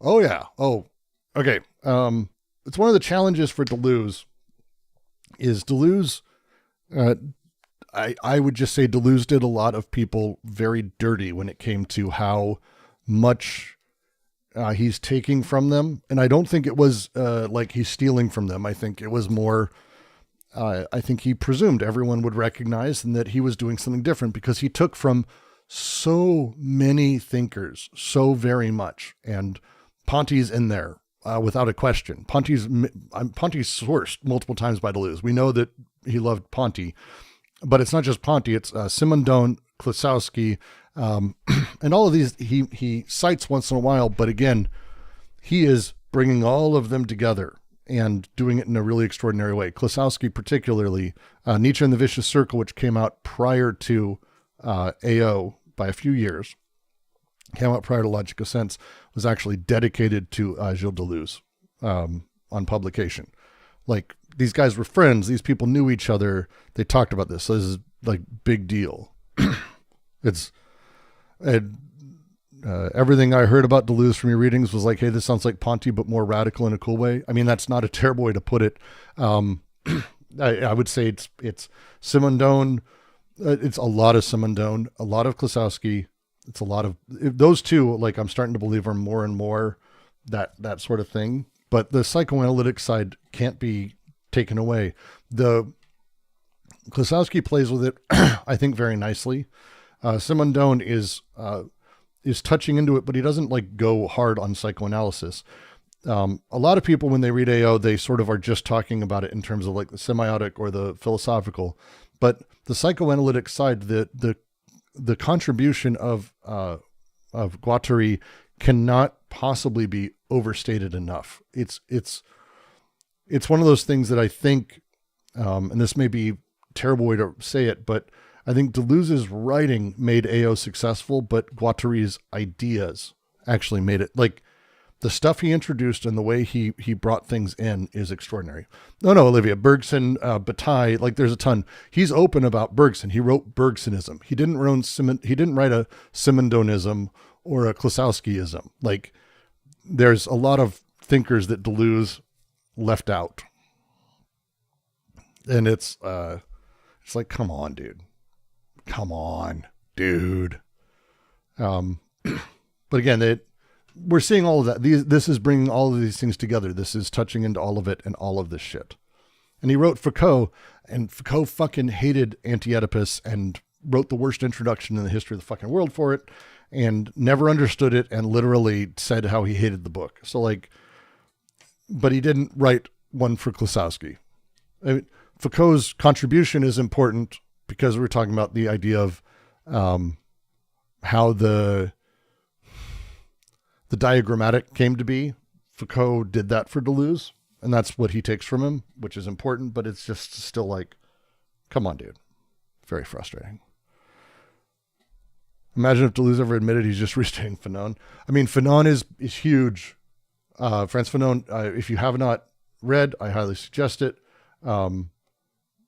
I mean, I want to say, like, there's so many writers where it's like, this is the thing. Godelier's Matter and Memory, which is in our How to Philosophy reading coming up in a little bit here. It's hard to also overstate how important that concept is. Like, it's all of this stuff. And granted, it came after, but Godelier was doing his work at the time, and these people, it's just wild. Klosowski was first in Shem with Deleuze and Nietzsche. Well, exactly. This is where you get fucked up on all this, because it's not that I'm saying Deleuze stole, because he didn't. They built off of each other. It's the apocryphal story goes that with What is Philosophy, it's attributed as two authors, Deleuze and Guattari. But the story goes, again, I don't know if it's true or not, but I kind of like the idea of it, is that Deleuze, when writing it, as he apparently said, I couldn't figure out where Felix's thought ends and my own began, so I had to give him author credit. And he's aware of that. He's aware of the level of impact these people have. But yeah, how influenced he is by Blanchot, I mean, significantly. I think he cites Blanchot a few times in here. These are huge. Again, Deleuze is influenced by fucking, like, it's hard to sort of talk about who Deleuze isn't influenced by. That might be a shorter list. and I'm not even talking about just in philosophy. Like he digested everything. It's a silly amount of shit that he read and he got into and he broke down. I mean, he wrote The Fold. If you ever get a chance, Daniel Smith has a phenomenal translation of it. Do not buy the one that is on shelves. It is shit. You can find the other one, hopefully someday in book, but for right now, you can find it online. But Leibniz is incredibly important to Deleuze, kind of for the stuff you may not expect. Math, the math shit. The math shit is kind of a big deal. The amount he leans on calculus, like, is fucking weird when you start breaking it down. Like, wait, what? And it's important. And that's, again, the language he's going for when he says a lot of this stuff is important because he's leaning on a whole bunch of different things. It isn't just a philosophy book. It's not like what he's doing. He's doing philosophy by creating many concepts, but he's finding ways to bring all of these ways and functions and logics of all of these systems together within philosophy. And he leans on an extraordinary number of people. Again, Jelmslev is an obscure linguist. Jelmslev's obscure, flatly. And to lean on him as much as they do, and they lean on him a lot, it just is the level of like crazy shit. How did Deleuze read so much? He was a dude who read a lot. I'm assuming it was, he had boosters, but Adderall was not invented back then. No. But Adderall was just getting going when I was getting going, and other people did other things in order to sort of keep their speed up that you didn't need Adderall for. Adderall is not where that started.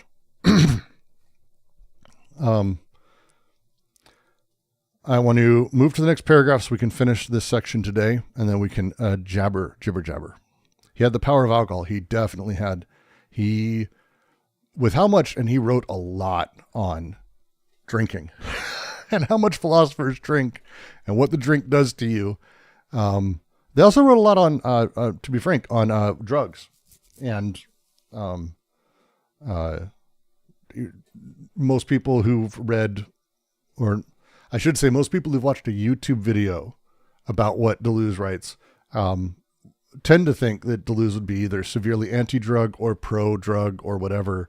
He has a completely different sideways. Shocking, I know, Deleuze. But let's go back to the book and make our way through. Oh, and he smoked himself. I mean, he smoked himself to death, basically. Granted, he defenestrated at the end there, but and smoking is a beast. If you smoke, if you have someone you love who smokes, get him to stop. It is a really horrifying. As a 30-year ex-smoker, don't do that.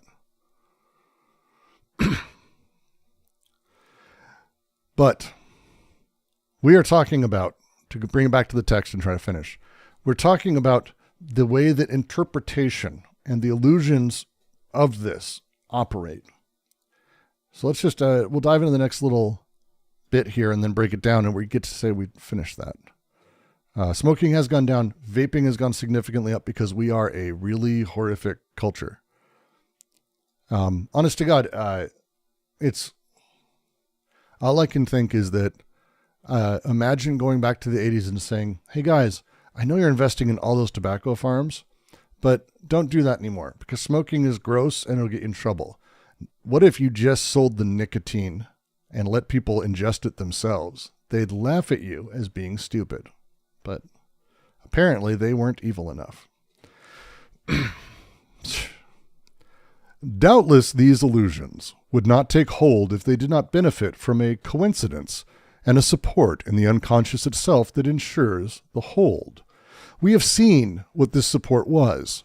Primal repression as exerted by the body without organs at the moment of repulsion, the heart of molecular desiring production. Without this, primal repression's psychic repression, in the proper sense of the word, could not be delegated in the unconscious by the molar forces and thus crush desiring production. Repression, properly speaking, profits from an occasion without which it could not interfere in the machinery of desire. in contrast to psychoanalysis, which itself falls into the trap while causing the unconscious to fall into its trap. Schizoanalysis follows the lines of escape and the machinic indices all the way to the desiring machines. If the essential aspect of the destructive task is to undo the Oedipal trap of repression, properly speaking, and all its dependencies, each time in a way adapted to the case in question, the essential aspect of the first positive task is to ensure the machinic conversion of primal repression, thereto in an adapted, variable manner, which is to say, undoing the blockage or the coincidence on which the repression, properly speaking, relies, transforming the apparent opposition of repulsion, the body without organs, the machine's partial objects, into a condition of real functioning, ensuring this functioning in the forms of attraction and production of intensities, thereafter integrating the failures in the attractive functioning as well as enveloping the 0 degree in the intensities produced, thereby causing the desiring machines to start up again. Such is the delicate and focal point that fills the function of transference in schizoanalysis, dispersing, schizophrenizing the perverse transference of psychoanalysis. As I said, there's a lot said here, but it's a great final sort of paragraph. So I guess let's burn our way through it, unless anyone's got a thing. We have Estelle's, unfortunately, the YouTube channel took down the original full-length ABCD. We may have them on the DGQC. They sell it on fucking hard DVD. What the fuck? Let's say it's, come on, guys. We'll start from the top, because this is just a nice ending to what the first positive task is. The second positive task we will get into next week. But with this, we're going to go back over this. We'll answer any questions, spend some time on it, and then we'll kind of wander our way through it if we decide to, and we'll see what happens. Thank you for joining. I'm not done yet, but I just want to do the station identification. If you like what I do, please do support it. Super chats are always good. Memberships are always fun. But the best is to head to patreon.com/DGQC and spare a cup of coffee every month. Every dollar does help to being able to do this more full time. And if you really want to, head to DGQC at discord.gg/DGQC. You can actually just join us live and say hi to me and everyone else and talk about these things. You'd be shocked how helpful people are inside of the Discord. That's what we built it for. That's the whole point. That's the whole point.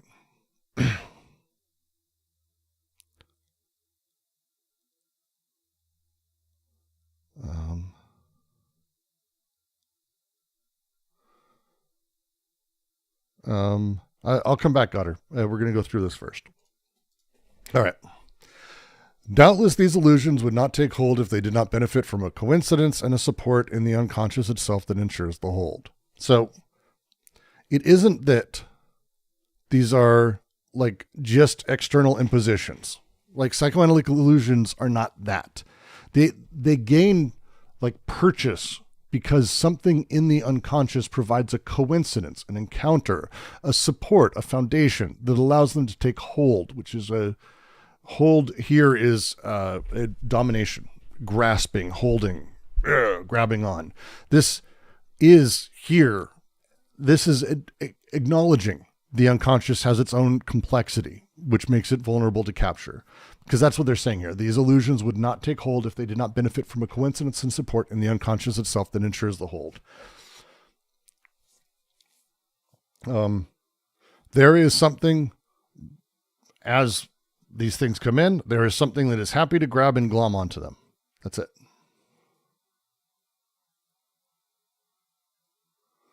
It gloms on. There's a coincidence, coinciding of forces, a coincidence, the point of coincidence. We've seen what this support was, and they've gone over it literally the entire book. It's primal repression. It's the body without organs, that thing it exerts at that moment of repulsion, the heart of molecular desiring production. This is that repulsion of desiring machines. It's, I think, 3 paragraphs in. It's also the section on BWO in chapter 1. Like, this is how long they've been going over this. This is the thing. It's over and over. This is not some other secondary operation in the unconscious or the consciousness. This is not that. Instead, this is foundational to the very nature of existence and experience itself. It's foundational. Primal repression is foundational to it. In the entire book, they're going over it. So, what happens in this oscillation is the BWO is this unproductive surface against which productive machines are positioned. And again, as we read through Klosowski, because he quotes Klosowski, they quote Klosowski in this section when going over this. This is the moment of repulsion, repression, all of that is this oscillation of life and death, connection, and it's not so much disconnection as much as the model of the thing, which is what the BWO does, the model of the thing. And so the moment of repulsion for this is within desiring production itself. It is not a repulsion or anything else that comes from outside. It is in it. It is in it. Every desiring object, partial object, every connection that is making up the totality of you goes through this. Every single one is repressed in this particular way. Primal repression doesn't mean animalistic. It means primary, primal. It's happening in that the connection, repulsion, connection, repulsion, connection, repulsion. And that thing they say, as they go on to say, without this primal repression, a psychic repression in the proper sense of the word would not be delegated in the unconscious by molar forces and thus crush desiring production. This is why they talk about these things in the stages of it all. Primal repression is kind of creating the possibility space or creating the stage for the secondary psychic repression, the molar forces that are in existence in the social space, the family, the state, the way capital functions, delegates repressive operations into the unconscious by exploiting this stage. But without that stage, there would be no foothold for social repression. There'd be nothing. So this is that thing that they're talking about. But primal repression of the BWO creates that space, creates that function or that what we might say coincidence, because that's the play. Repression itself, properly speaking, profits from an occasion without which it could not interfere in the machinery of desire. The occasion, the coincidence, the opportune moment, repression seizes. Primal repression is that opening, not as cause. Primal repression doesn't cause that opening. That's not what they're talking about here. It's not causing it. It is the conditions of possibility that enable it. It enables that. It's a coincidence. They were going to say that. I'm going to keep coming back to that fucking word, by the way. It's the coincidence, the coinciding of these things. It's not causative. It's coincidence, coinciding. You could say like primal repression is almost parasitic in this way, because it isn't really creating the repressive dynamic. It's creating the space for something else to do it, which it can latch on to. Right?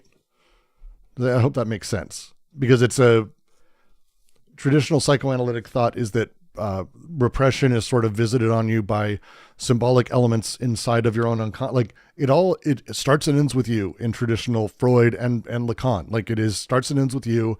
It's inside of you. It may have happened externally, or things externally may have been seen or causative or whatever, but it's happening within you. That's not for D&G. No. It's that the conditions of that repression are created within this sort of interplay of things.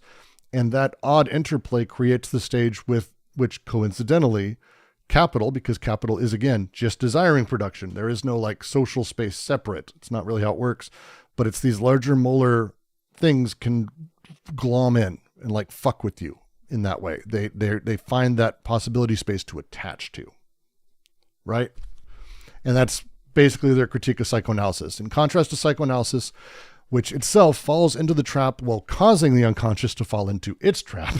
That's double phrasing there. It's the psychoanalysis falls into the trap of taking the things that are popping up as the symbols and dancing with them, but also by doing so actually creates another trap that the unconscious falls into for psychoanalysis, which creates it's traps all the way down. Always has been meme. Always has been meme. In contrast to that, schizoanalysis, the materialist psychiatry that they're proposing, is instead about following lines of escape and the machinic indices all the way to desiring machines. The opposite movement of what psychoanalysis is going for. Psychoanalysis wants to dig up. We talked about that, the phrasing for Freud. Freud always loves the phrasing of like unearthing repression and layers of blah, blah, blah. And it's like, no, it's that trap. So no, opposite movement. We want to not see what traps are there, but instead what's escaping. Because the lines of escape are actually really interesting. The lines of escape are these movements that are aberrant. Read Lapoujade's book on Deleuze. It's fantastic. They're indices of the machinic elements, the signs of functioning, not the signs of blockages. Blockages, they don't show us shit. There's just like a negative image, and we might find where it goes from, but it's a negative image.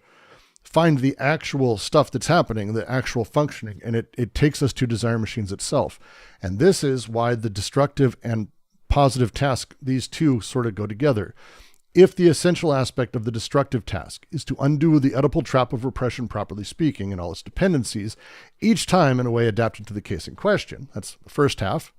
So if we go back one sentence, just go back one sentence, the trap psychoanalysis creates, the trap symbolism, representational thinking creates, is a trap created by itself for the unconscious, for itself. So we have the destructive task to undo that, right? So it's targeting the Oedipal apparatus, targeting the statues, the dependencies, all that shit. And each time is saying there is not a universal, there is not a global tautological way that this functions. It's taking each case on its own, each person on its own, each indices on its own. Destructive task. Then the essential aspect of the first positive task is to ensure the machinic conversion of primal repression, thereto in an adapted, variable manner. Positive task, the machinic conversion, transforming primal repression from a blocking operation to productive functioning. It's not about elimination. That's the destructive task. Positive task is building, transforming, converting the repulsive into attraction, playing with the indices in that way, making things productive rather than simply repulsive. It's destroying this and building here. Destroying this, building here. The adapted variable manner is, again, not about universality. They're running away from universality. Freud was running towards universality, which is a deeply fascist fucking thing. Shocking. Freud. No way. An Austrian in the early 1900s? What? A white guy? What? No. But yeah, it's the opposite. It's not just saying treat the individual as the individual, but inside of the individual are individuals and singularities and they're things on their own. Don't presume that there is a totality here. Deal with the person, break down, build up, break down, build up. And that's where they get to it. They say, undoing the blockages or the coincidence on which the repression, properly speaking, relies. They aren't speaking metaphorically or in words, in like wild poetry, although I think it is a bit poetic. They're being quite explicit. The nature of desiring production and its productive capacities is it creates the conditions for its own repression. It wants repression, but it's not that it wants repression. It's not like going, I want to be fascist, but instead the repulsive capacity of that primal repression in the BWO creates the conditions in which representation can glom in, something else can glom in, psychoanalysis can glom in and install all of its little bullshit. So when you undo this, you've got to build out here. You've got to do more. So it's dissolving the coincidence between the primal and secondary repression that allows this psychic repression to sort of take hold and exploit the repulsive tendencies. But Also, with this, breaking that connection that enables the molar forces to delegate operations into the unconscious structure. Because when you're building, you're enabling more, you're doing more, you're playing. And so that's when they say, transforming the apparent opposition of repulsion, the body without organs, the machine's partial objects, into a condition of real functioning.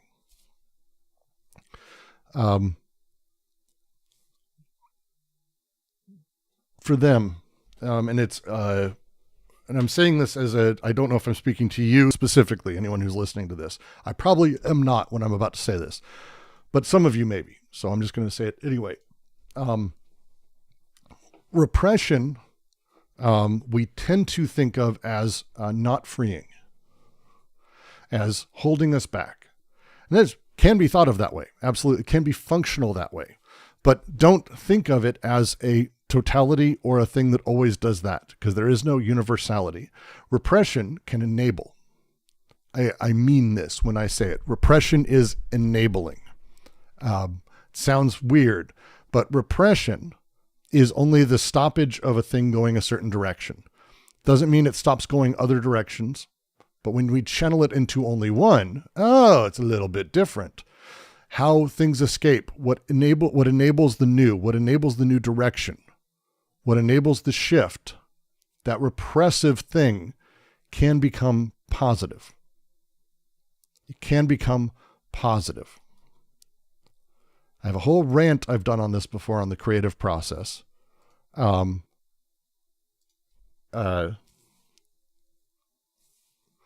Repression is not just, I wish I could do things.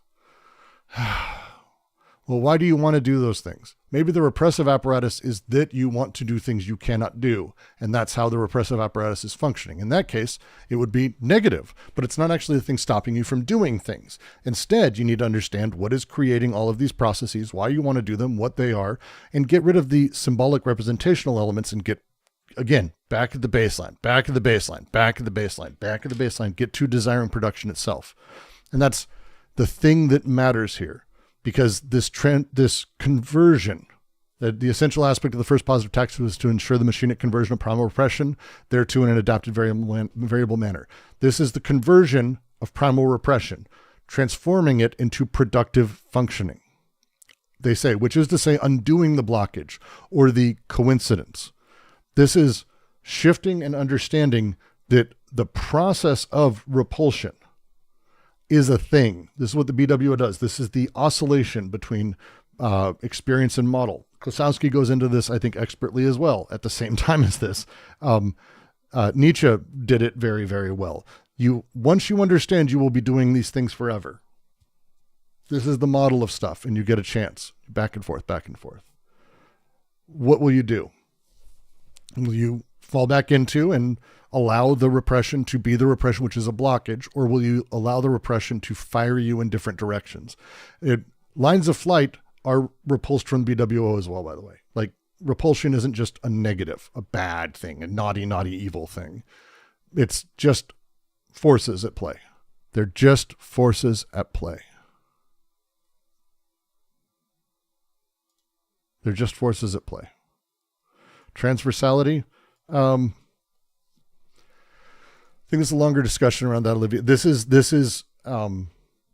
just about talking about the shift in understanding forces and the enabling of them. Yeah, transversality is more Guattari's wheelhouse in this one. I don't know if that would be its own discussion. Here, though, it is about understanding that primal repression and the repulsion here, that secondary repression, and moving with it. And that's the line they have, ensuring this functioning in the forms of attraction and production of intensities. Once repulsion and opposition becomes composition, which is the shift they're talking about, the condition of real functioning in the previous. That's opposition and repulsion being the thrust and composition. The BWO actually attracts rather than repels desiring machines. It makes it become productive of intensities rather than simply resistant to them. The repulsive body without organs shifts to become an attractive body without organs. it's the same surface. The functioning is different because there aren't the blockages. There aren't those things that force the shapes, that create, that then form. And again, these things fall back on each other. This is the larger machinic unconscious and how it functions as they go. So they say, we're nearing the end of this, and I swear to God, I'm getting done, don't worry. And then we can get into questions. Thereafter, integrating failures in the attractive functioning, as well as developing the 0 degree in the intensities produced. The 0 degree is entropy, the closest intensity to the BWO's unproductive state. The BWO is 0. It is death. Remember, it's the model for death. That's what they talked about a little bit ago. It's the model of things. There is no intensity in it. There is no desire within it. It is unproductive. It is the model. Okay. This basically needs to be included instead of, and this, Nietzsche would say this, instead of talking to the demon who says you will be cursed forever and cursing the demon and saying, fuck you, I'm not talking to you. Embrace the eternal return, embrace the vicious circle, embrace the productive capacities of the BWO, enable them. Because once they're included, enveloped in the process rather than excluded, it enables desire machines to start up again. That autonomous operation, instead of being pushed forward artificially by the symbolic or pushed towards things and having all of these other faculties being completely fucked up again and dealing with this repression, then secondary repression, the primal and secondary, this suddenly desiring machines can start again. They can be productive and liberated, which would enable a liberated subject. Again, not a subject that chooses. Freedom is irrelevant here in that way, but that desiring production is able to work as it is sort of free to, and as it does. And this is, they use the phrase here, and I really like it. It's the end of the paragraph, and kind of break up this last sentence, but it's, such is the delicate and focal point that fills the function of transference in schizoanalysis. This is basically the process of machinic conversion is schizoanalytic transference. It's not, for traditional psychoanalysis, transference is like the traditional analyst-analysand relation. Transference is part of that. I'm not getting into it. It's complicated. It's really complicated. It's interesting, but it's complicated. Instead, no, this is about shifting the unconscious and the machinic unconscious's relationship fucking to itself. Delicate and focal. The words here are very important. It is precision. It is not a hammer. It is not about brutal destruction. This is destruction on the one side, but the rebuilding and the conversion is a delicate process. And they say dispersing, schizophrenizing the perverse transference of psychoanalysis. Transference traditionally is perverse. It channels desire. Psychoanalysis is trying to transfer like desire and channel it into this analytic apparatus and relationship and relation rather than liberating desire and libido. Schizoanalysis is specifically transferring and dispersing, scattering, schizophrenizing, fragmentizing, adding the schiz to this capture, making this capture itself the schiz, returning transference to like a multiplicity, a multiple molecular operation rather than a singular molar unity. And that's the shift that we're having here, is getting the unconscious to deal with itself differently, because it's understanding that it is not the analyst and analysand as two units, which is traditional transference, but instead the machinic unconscious destructively or repressed or the sediments of it that are stopping desiring production, and the transference to what you might call a healthier machinic unconscious, and the way that those two operate as the shift of machinic and symbolic repression alleviates, alternates, shifts, changes. Yeah. That's how I'd phrase that, I think. Yeah, I think that's how I'd phrase it. It's a lot, but it is kind of super, super, super important. All of this, to say the least. Like there's so much in here. Healthier is a value judgment. They would not say otherwise. They write about this. The neurotic and the clinical entities of the schizophrenic are unhealthy. Like they are unhealthy. They are in excessive amounts of pain, psychically, physically. It is not a healthy existence, and it is one that is not emergent. It is constrained and repressed. They're very clear about that language throughout. I would argue that they would say that here. Well, they didn't. Fair enough. But I would say. Doesn't mean it's not a value judgment. No, it's fair. It is a value judgment, but I would say it's an important value because we're talking about the health of the system, the the health of the unconscious, the functioning of it and being allowed to function via syllogism versus paralogism and artificial means, via artificial territorialities that are painful and awful. Yeah.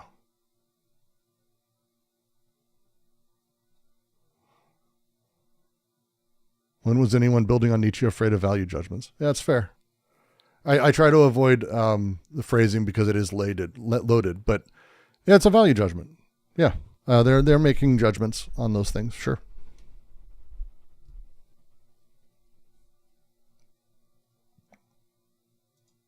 I mean, they're pretty clear that they're condemning psychoanalysis for creating the schizophrenic clinical entity.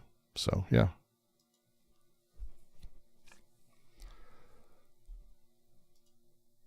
Yeah. Such a good paragraph. Some of this stuff, some of the lines in it are just fantastic. And again, they really point out what they've been coming through all the way to this point. When we get to the next part, which is the second positive task, all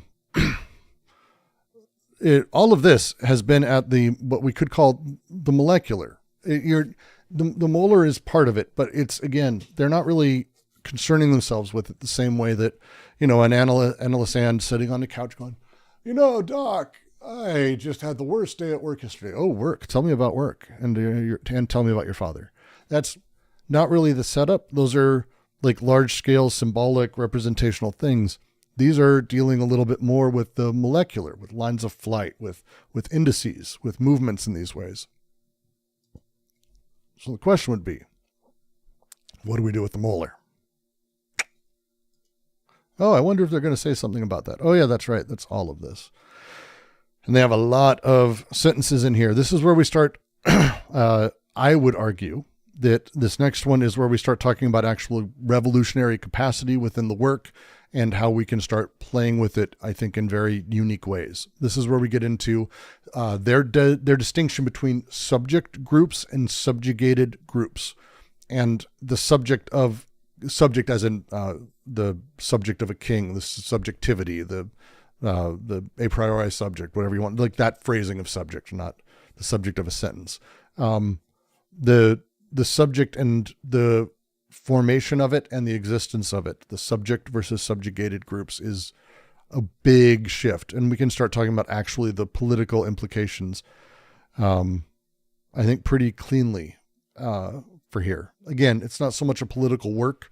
It doesn't have an explicitly political sort of demand of how society has to function or how things have to function.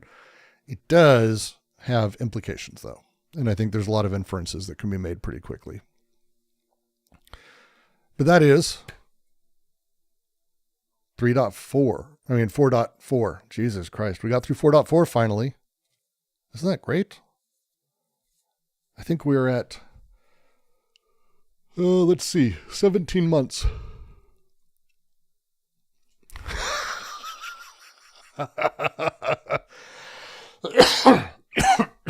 What the fuck? 17 months.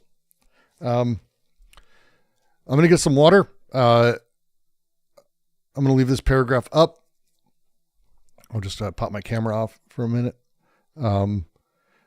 Take a second, ask any questions, any thoughts, anything you want to at all on this reading. Yes, this read through of Anti-Oedipus has been 17 months. We are almost done with our third reading after 5 years and 2 months. Yes. I've been doing this a little while. It's actually, I mean, if we were to, this is the longer reading? The first one went really fast, but that was because when we started in the during quarantine, like during the first few weeks of like the shutdown here in the States, I think we did like a section a day for like the first 2 weeks.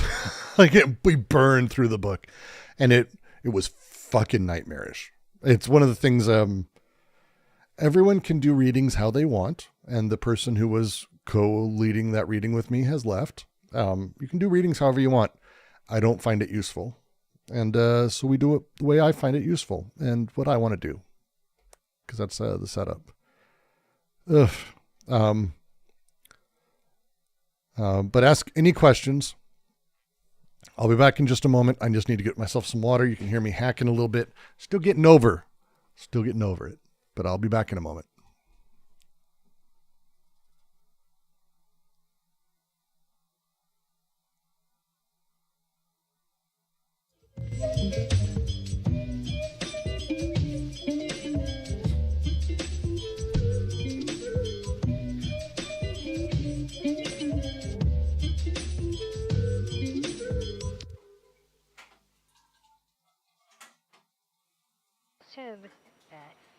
Wat je bent, de bespootlijst.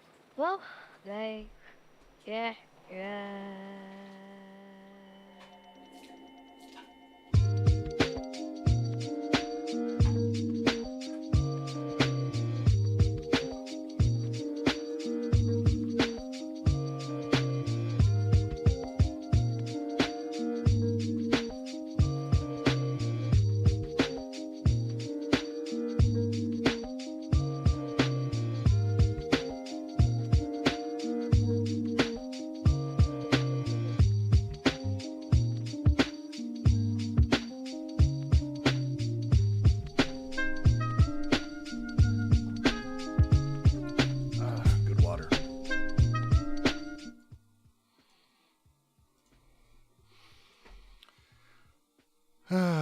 Good water. All right.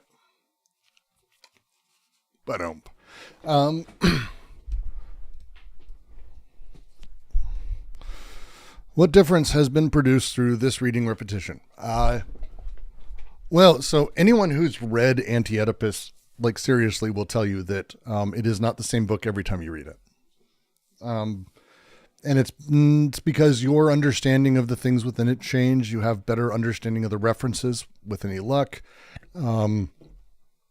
Our first reading, I was fortunate enough to have basically a bunch of fucking scholars, like ex-professors, postdocs, pre-docs of Deleuze studies of all sorts and philosophy studies coming in and telling me why I was fucking wrong. It was like it was a dream.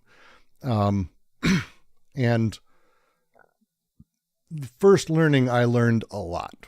We'll just say a lot, which gave me room to go read other things. It was my first time I'd ever read Klossowski. It's the first time I ever read Minode. It's the first time I read Godelier, Griol.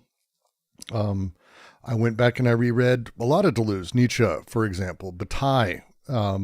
It exploded for me. Then the second reading, because it took a while for the first one, or second reading, which is all still on YouTube if you want to listen to it. Again, found me able to go deeper, where I was able to, probe at things that were actually in there. This reading has been exceptional.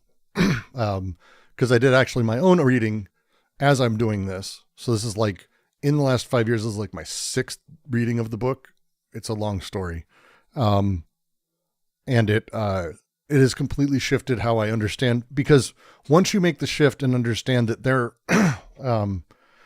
the nature of things as Deleuze sees it, and with any luck, how you may come to see it, breaks a lot of things, simply put. And once you start making that move to the next thing, it's a very fascinating journey. What's the biggest misread of Deleuze in the past? There are significant misreads of Deleuze in the past. Well, it's one that I think I've made more of a breakthrough lately that was interesting. My understanding of the BWO, I think, has shifted a lot. Dan Smith has a wonderful paper on the body without organs. And also I've been able to read a lot more of La Poujade, Aberrant Movements, which is fantastic.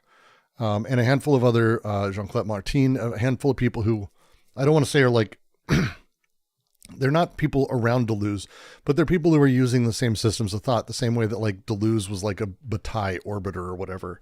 Like these people are using a lot of what he said, but also adding other people. And there's a lot of really amazing stuff out there in that very unique space. Jean-Claude Martin and La Poujade, Holland, who I've been fortunate to have a little bit of contact with and say hi. Some really good stuff. But the BWO, I think specifically, I did not have an understanding of it. Even in the second reading, you can hear me saying shit that I would be genuinely embarrassed to say now. I leave it up and I leave the first reading up because I think most people want to hear the mistakes and then hear me work through them. I've had a lot of people, I took them down for a little while out of like, honestly, out of embarrassment. Like I just, not only embarrassment, big reason, but also because I said wrong shit in them. I said dumb shit. I was being a dumb shit. I don't like sounding like a dumb shit, but I don't like steering people wrong either. So it was like a good double whammy. I got to not be embarrassed and you people didn't get to be disturbed. The problem is that it turns out a lot of people specifically wrote me saying, hey, please, can you put them back up? Because I want to listen to your current one and then go back. Because people are able, Zizek writes about parallax view, the ability for you to sort of see where someone else is at and then position them against themselves, kind of an interesting exercise. And it's, so a lot of people wrote me, like when I say a lot, I mean like a couple hundred. It was kind of like that many people, fucking, I'll put it back up. I don't know what the fuck. I'll put it back up. I don't give a shit. Like, okay, that's fine. Kind of freaked me out. That many people actually listened to it. It's like a lot of people listened to it.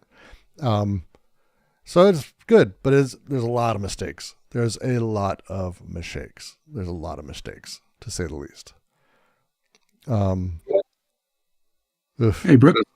Hello. Yeah. Can you, do a little a comparison between this book, AO, and Difference in Repetition? Is there a kind of like a kind of a bridge that you can see that you see some overlaps of ideas between the two books? I mean, I go back and forth. So here, let me put my salt lick sized piece of salt that you have to take the grain of salt with up front. I go back and forth on whether or not they're talking about the same thing or not. The syntheses that is happening in DNR and what DNR is about is different, I think, than what is happening when we're talking about Anti-Oedipus. Now, these things form together. DNR and Logic of Sense both were published right around the same time. DNR was the significantly larger academic work, obviously, given its position literally in his academic career. But Logic of Sense was a series of lectures he gave that he turned into a book. They both touch on things that are in Anti-Oedipus, but they're missing pieces, specifically the psychoanalytic angle, to be frank, that Guattari brought. But they're also, I think, about slightly different bits and magnifying the logic of various things. Difference and repetition is like the logic of difference. And what it's sort of playing into, in my opinion, is similar to what's in Anti-Oedipus. I think Anti-Oedipus myself, I believe, I go back and forth on this. Ask me in 6 months and I'll probably say the fucking opposite, because I end up doing a reading of DNR and I go, oh, and then I become smitten with it. Then I get back to a part in Anti-Oedipus like, oh, wait, okay. So I go back and forth. But AO is, to me, a more comprehensive work on what you might call the logic of the unconscious, the logic of social meaning, the logic of semiotics. There's a lot of logics in it that are at play that DNR is incredibly formative to. Logic of sense, extremely formative. If at any point, and there's language in here, for example, the way that we were just talking about singularities or the single or the molecular. Well, what is a partial object? Well, wait, that's straight up best described. I think they do okay in here. Logic of sense does it perfect. Logic of sense goes into partial objects exceptionally well. Well, what about individuation and the new? What does the new mean? Well, that's difference and repetition, I think, does it better than AO, frankly. Explaining, like I like to say, you have a forest of trees. We like to think, oh, well, look, that's a tree, and that's the same tree next day and the next day. But all those other trees, those are different trees. That tree is a different tree. It's a different tree. It's the same tree by some very particular abstracted mathematical calculations, because it is the tree that is in this description, in this setup, at these coordinates, at this location, in the universe, on the blah, blah, blah. Sure, but like the actual experience of that tree is new every single fucking time you look at it. And even in the moments between when you're looking at it, as the blood is pulsing from your eyes and the nerves are sending signals of the photons hitting the fucking retina to your brain, it is a different tree. It isn't the same. And it's because the tree as a thing only exists in sort of a milieu of singularities. Well, how do we make sense of that? Oh, I've got another book about that. And then all of this, how does it come together so we work together socially? I've got a book about that. This is kind of how these books, to me, inform on each other as I sort of work with it.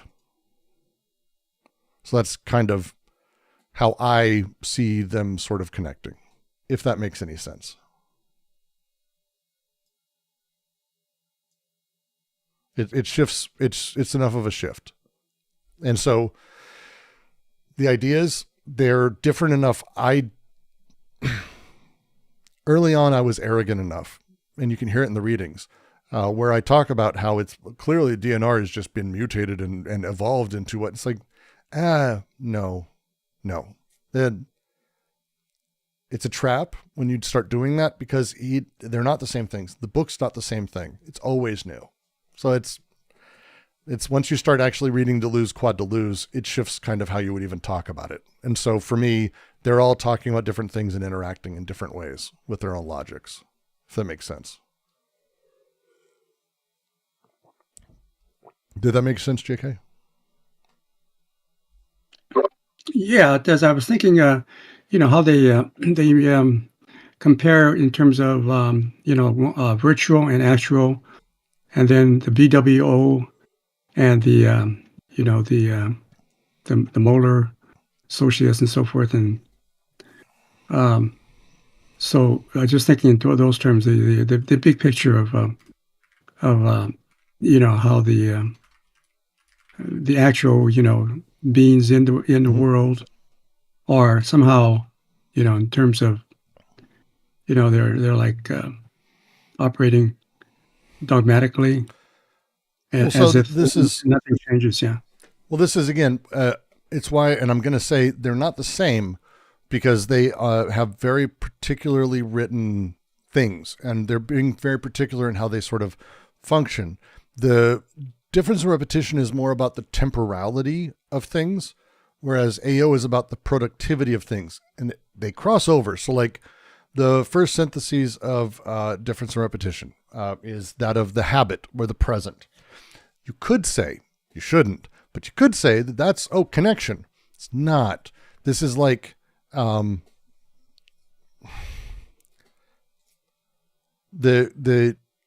to put it? The present experience contracts necessarily with active memory and other things. It plays differently than desire and production as a productive process that then elevates and becomes something larger.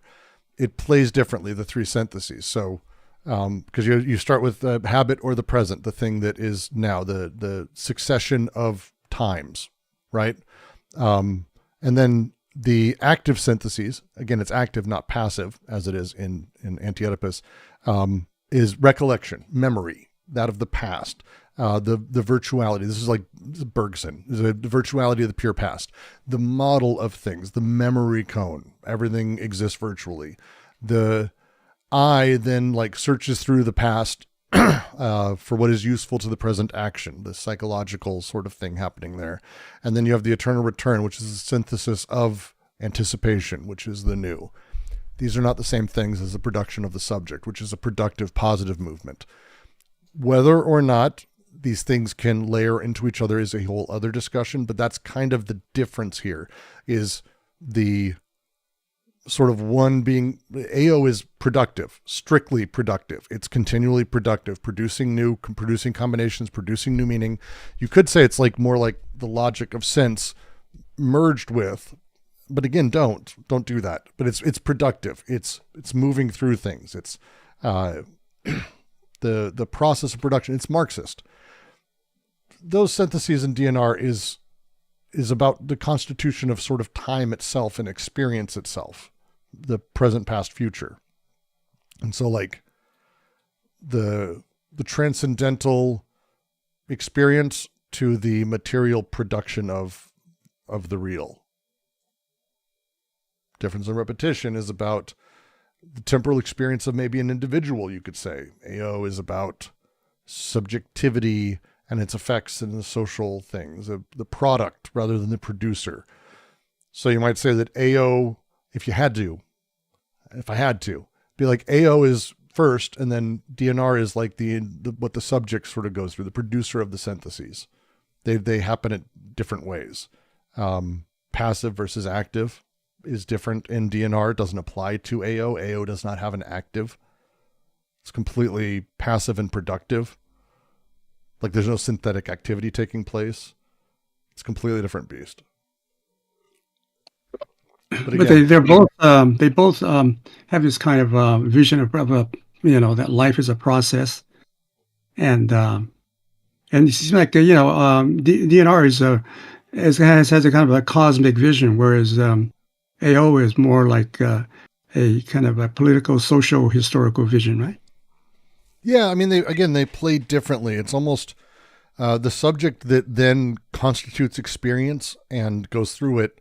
DNR takes the subject. I mean, the DNR doesn't really have a formation of the subject in the same way process. It's more the subject is already constituted. What does that mean? How do these things work?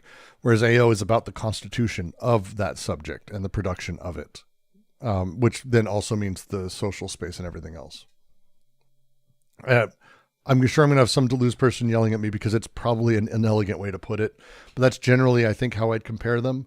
And I wouldn't generally, again, Deleuze, Corey Shores wrote a fantastic book, and I tend to be on the side of it. Lapujade, I believe, agrees that Deleuze is a philosopher of logic first, and which makes not a lot of sense because he doesn't have like a lot of formal rules, but DNR is like the logic of temporal experience. AO is like the logic of the constitution of subjectivity, or the logic of the unconscious. All the logic of sense, the logic of sensation, the logic of art, a logic of cinema. This is what he's kind of doing through all of his stuff. They are different places and different positions of it, but that tends to be how I look at it. James says, how does that 1,000 Plateaus fit into this? So AO is about the constitution of the subject and sort of the functioning. You could say it's the schematics and explanation of how to be a machine fixer, a mechanic, and what a mechanic means in this space. ATP is like blueprints on acid and weird instructions to insert into machines and weird machines to add to it. So like, I have a Moog synth behind me, a Moog synth, DFAM, Mother 32, and Subharmonicon. I can show you how every single piece on those things works. And I can show you the schematics, and we can talk through how every function operates. And it's important to know what an envelope is, the different types of waves, what, changing voltage in X, Y, or Z does. All of those bits are important. That's kind of what AO is. ATP is like, hey, here's a bunch of fucking other things to plug into that shit. That's kind of the idea. That's how I'd phrase that.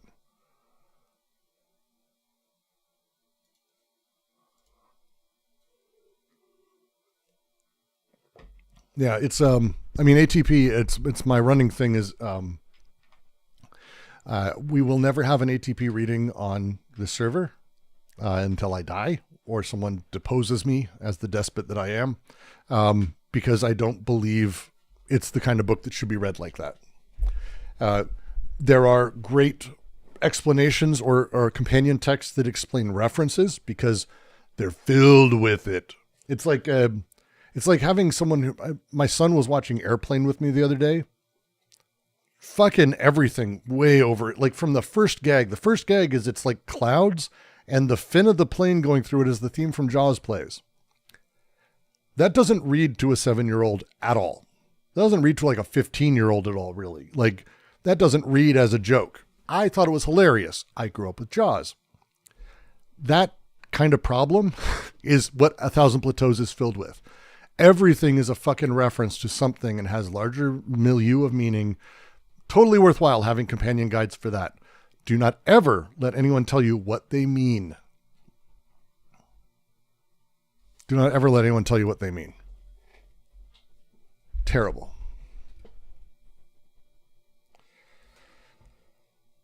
Let's see.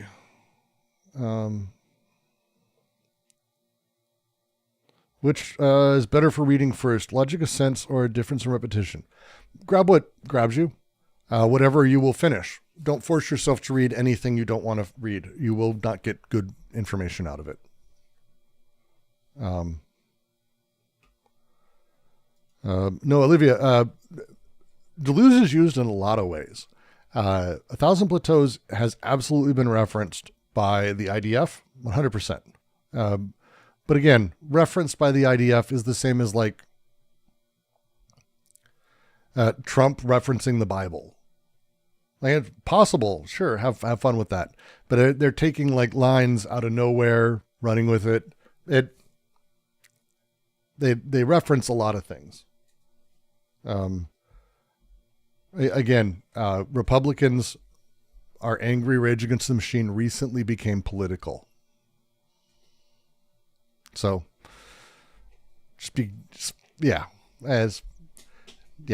people are fascinating. Adam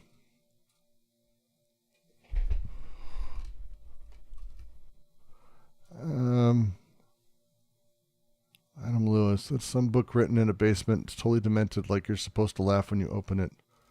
Wait, what the fuck what is happening? What did I read?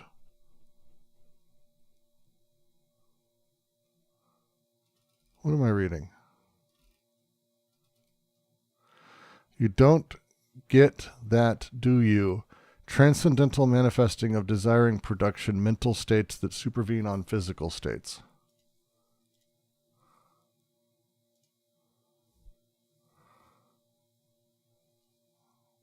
What?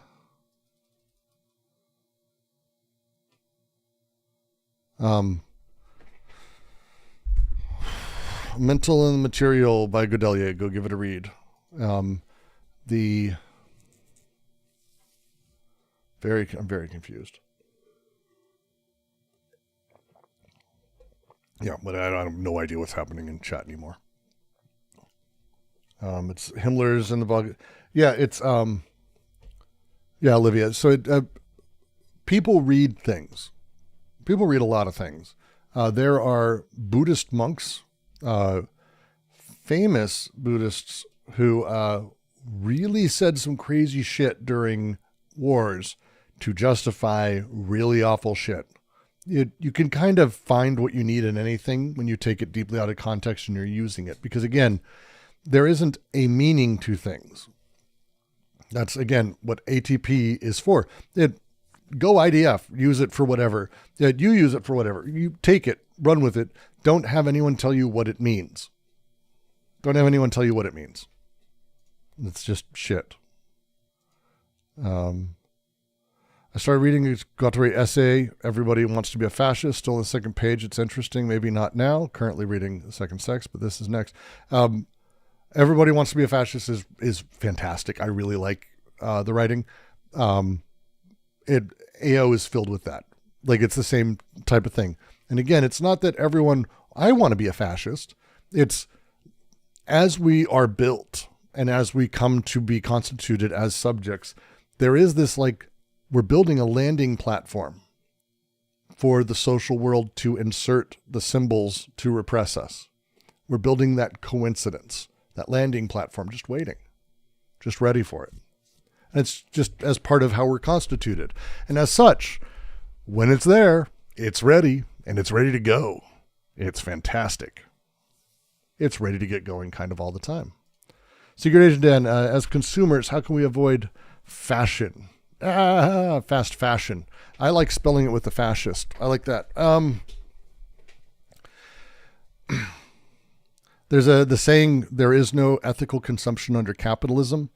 2 paragraphs ago, they kind of took it a step further.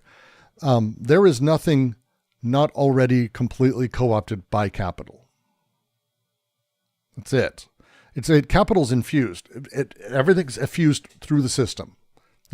You are already this. You're this. If you're involved in the social space, hello, how are you doing? Welcome to fascism.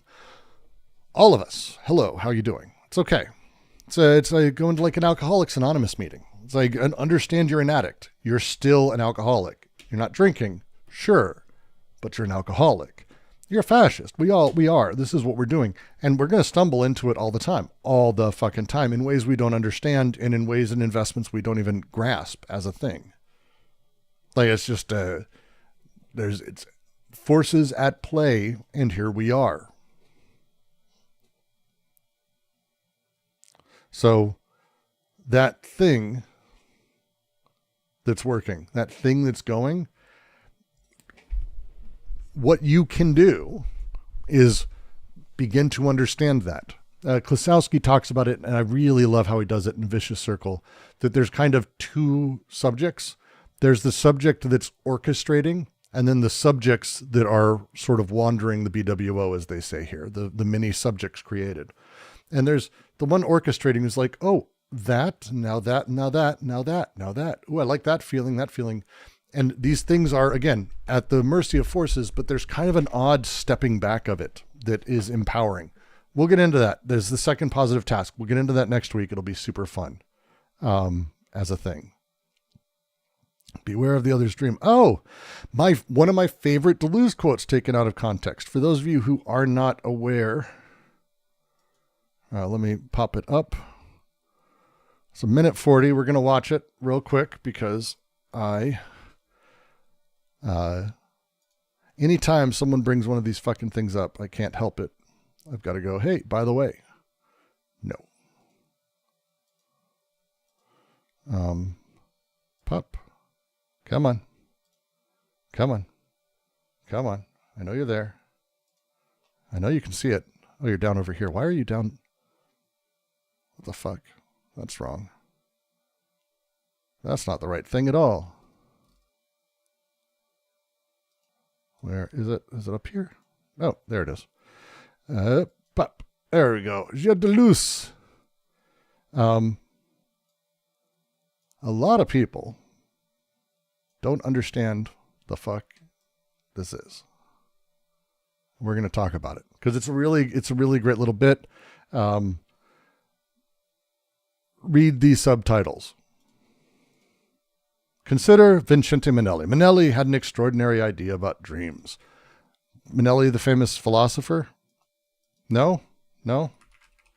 Oh, wait, the filmmaker. Wait, is Deleuze talking about philosophy or psychology? No, he's talking about how movies are made. He's talking about cinema. Wait, is this part of the cinema series? I'll share this into Discord. I forgot to share. I'm a jackass. Let me fix that. I know I'm embarrassed. I'm sorry, Discordies. Boop, boop, boop, boop, boop, boop, boop, boop, boop, boop, boop. Go for it, JK. And then I'm going to continue. Hey, Brooks, you think Trump waging war on the world global trade is going to be our savior from capitalism? No. I like you, JK. You're fun. No, he is. I think it's going to be a very, very ugly and gross few years, and maybe longer, and it scares the shit out of me. The thing is, what we're witnessing is not a war on global trade. That is the story that we're being told. It may even be the story they believe. But what we're actually seeing is the looting of the public sector and the poor. And that's it. You can go do some fun math. There's some really fascinating math you can do, just as a note. Let's say that we decided, you know what? We should have a lot of public services, and we should actually up taxes on the wealthy. And if we went to say, I don't know, $25 million yearly, and we just cap gains everything. You take money in, 25 million plus, we're taxing it 99%. Like, we do a gradated rate, so it's like, it's not 99% of 25 million, but every dollar past 25 million. If we did that, it would eliminate taxes for everyone else, and we would end up gaining money. That's our country right now. We could literally tax 15,000 people. 15,000 people, leave them with $25 million each. And we would actually be, I did the math on this.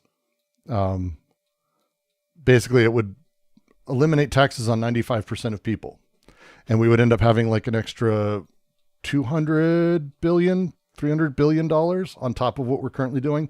Because the setup is not that there. We live in a space, and again, this is all produced by the same process that's making you and I and all of us. No one's outside of this. There's no great man adjusting things. We're all part of the same social forces. But capitalism is eating itself because that's what it does, because there's nothing new, nothing set up, and nothing put together. And as there's nothing new, as there is no further production, there is further production, and there will continue to be. The stock market is still going up. It will continue to do that until it doesn't. And when it doesn't, it will do the ascetic, the second half, the secondary movement of capitalism. Like literally, it's what they've been talking about in the book. It's a big deal. Big deal. But the Deleuze quote. So I'm going to say what this definitely isn't. This is not Deleuze saying that beware of the dreams of the big other. Beware of the dreams of other people. If you get stuck in someone else's dreams, you're fucked. That is not what he's saying. Minnelli, this filmmaker, has an amazing idea. It's a very simple idea. One can engage this idea within the totality of the cinematographic process that is at work in Minnelli and in his great idea on dreams. So Minnelli, dreams, fantasy, the way film works. Film isn't real. You're not watching the real world in front of you. You're looking at a series of images, movement images, time images, and these things play together and interplay in order to create a space and a virtual realm of possibilities that you crystallize as you make your way through them. Read the cinema series. They're fantastic. It's a fantastic way to understand media. But this is what he's talking about with Minnelli. It seems to me Minnelli's idea about dreams concerns those who don't dream. This is in Minnelli's films. If you haven't watched them, that's what they're about. They're dream sequences quite a bit, and there are people who do not dream in them. The dream concerns those who are not dreaming. Why does this concern them? Because as soon as someone else dreams, there is danger. People's dreams are always devouring and threaten to engulf. He's talking about Minnelli's films.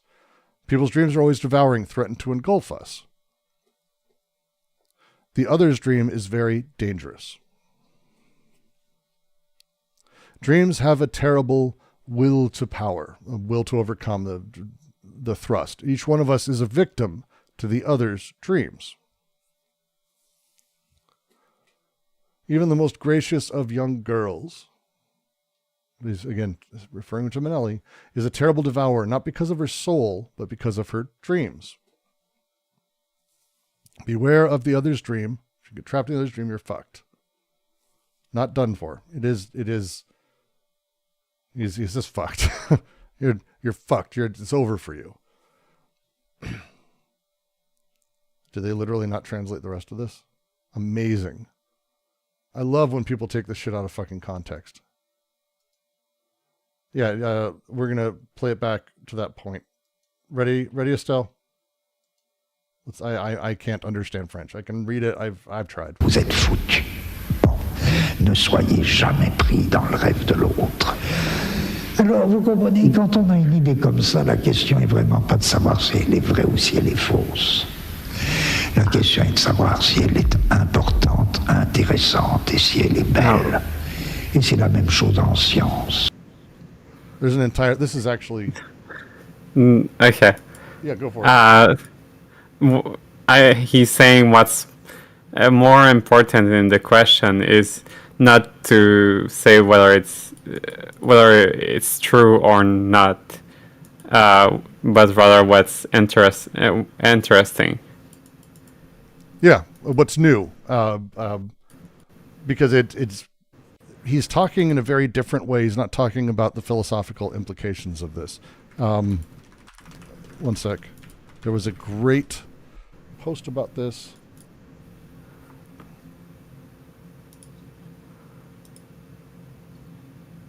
One second. I want to make sure I get it right.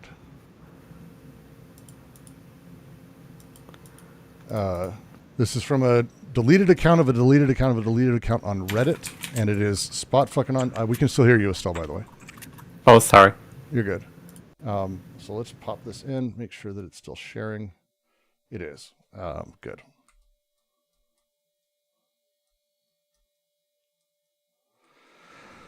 It's taken widely out of context. Deleuze, in part, let me make sure it's actually, one second, because fucking, there. Deleuze, in part, trying to think about the nature of creative acts. He's also thinking about his own philosophy of concepts and how they're produced, how they give philosophy a unique ground that nothing else can claim. Part of this latter claim seems to be done in comparison with cinematography as a unique domain of thought, rather than just a particular kind of art that relates back to some of his more general stuff on aesthetics. There seems to be a clarity issue, which might be on the Deleuze's side or the translators. The passage at the bottom of 103, which is the creative act, if you ever want to read it. This is a terrible PDF of it, but good on this person for uploading it. You can go read it. The quote is, but the discussion starts pages before. Deleuze has already laid out his particular functionalist definition of the concept, and the terminology switches to ideas. It seems like ideas are meant to be the part of a heterogeneous assemblage that he's calling concepts, but aren't fully concepts yet. So when he talks about being trapped in the other's dream, he specifically talks about it in the context of the idea being produced in a filmmaker's work. He later goes on to talk about how ideas are not regulative and don't serve the same function as what he calls order words in the society of control, which is a whole other thing. The ideas of the filmmaker had about dreams wasn't bad, and in fact could serve radical purposes, but the dreams themselves are the frightening bit. The idea about dreams are not the dreams themselves, which are attached to particular individuals. The other here is not the general other, but the specified controlled individual. That's why he mentions even little girls, because children's faces serve as a common example of singularities for him. Yet the singularity has been, if not repressed, regulated so far as to become reactionary. This is a sort of common thing in Deleuze's politics, especially after his critiques of psychoanalysis and dream interpretation. He doesn't just think they're wrong, but that they're dangerously reinforcing the system of power that they sometimes claim to resist. Now, thinking of that in the context of control society based on information, which seems to be more processed than exchanged, which is where he diverges from Foucault. I love this. This person's deleted their account when I found this. Great writing. He has to think of this whole psychoanalytic framework as already existing as part of the society, even if they function differently. Think of it this way. Jungian psychoanalysis is discredited, yet a ton of people are obsessed with Myers-Briggs tests. We think we give up on dream interpretation, yet a ton of people are obsessed. A ton of people A ton of people let it slide back in. The bits of dream interpretation that really worry Deleuze are not the absurd stuff, the funhouse mirror versions of Freud that people make straw men out of, but the nature of interpretation is such. It's literally what we were reading about. This is why I'm going over this. Which he thinks takes parts in life and fixes them with interpretation, which takes away the creative aspects of any singularity. Either ideas or people, doesn't matter for Deleuze, directs their productive force in particular directions. So part of being caught up in the dream of the other is being caught up in the whole machinery that manufactures these dreams by post facto interpretation, which by its very nature is destructive or at least consistent with control, which is destructive of its true productive potential. There are more in-depth explanations of this stuff in Nietzsche and Philosophy, second, third chapters of Anti-Oedipus, also for a chapter, and some bits of A Thousand Plateaus, specifically thinking of one or several wolves, though the BWO chapter is good discussion of burrows. Best I could do, sorry, Deleuze is not an easy read. There you go. So when people post this, and they post this all the time, this is a fucking GIF, I think, on Discord. Like, I think it's, if you trapped in the dream of the other, you're fucked. And it's like, he's not even talking about anything people think when they talk about it. It's kind of incredible. It's very much, I don't want to say the opposite, but it ain't the same fucking thing, to say the least. Did you make Brooks mad? No, I love having these discussions. Trust me, this doesn't, you're good. I wouldn't come up as mad. Oh my God. No, that shit's fire. It's fun to have these discussions because these are the very common things. These are the common things people do, and it's like when Plastic Pill says 900 times we need to be more schizophrenic. It's like the mimetic quality of those things work because hey, you built a landing pad as you were growing for things to coincidentally come in for you to invest in their structure and symbolic thing. And here he comes, dropping little fucking things for your landing pad, and it coincidentally works just nicely. That's how that goes. Always.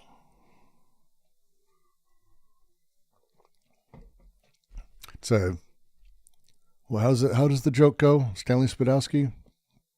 Last night I dreamed I was a bird, but I had a chocolate bar head, and all these other birds were trying to eat my head. It's great. The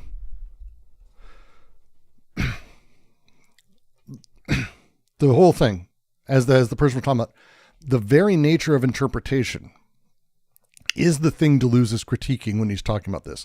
It's getting caught in the other's dream. Because if you start interpreting and giving like, oh, here's on the stage, oh, that's that, they relate, creating those relations, staying in that symbolic place, what the fuck do you think you're doing? You're not doing anything. You're building on top of it. You're kicking up dust and then screaming about how everyone can't see. That's all you're doing, versus breaking down and working with the lines of flight, the indices, the other things, the other connective bits that can be moving things. Very different beast.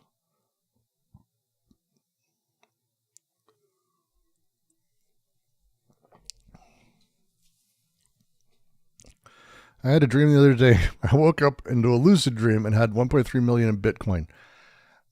I had last night I woke up at like 5:30 in a panic because I thought I sent my father, who I'm not on great terms with right now, my series of videos on philosophy that go opposite everything he believes. And I have issues. I may have issues there. You never quite know. I should talk to a psychotherapist.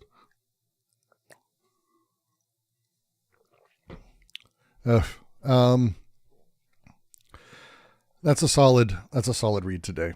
That's a fucking solid read. Oh, someone wants me to go. You want me to go over this atom thing? Before I say anything else, what do you got for me in terms of questions for 4.4 of Anti-Oedipus? Anything at all. Anyone's got a thing, I'm happy to do it. Happy to do it.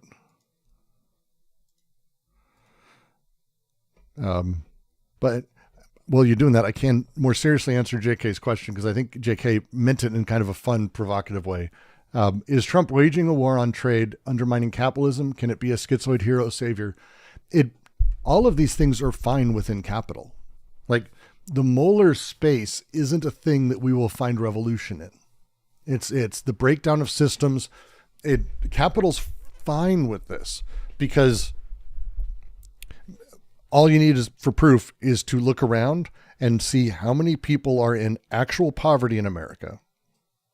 And poverty by high standards, I know it's a spoiled number, but like when you're talking about, like, there are dozens of cities in America of hundreds or thousands of people that don't have sewage or water.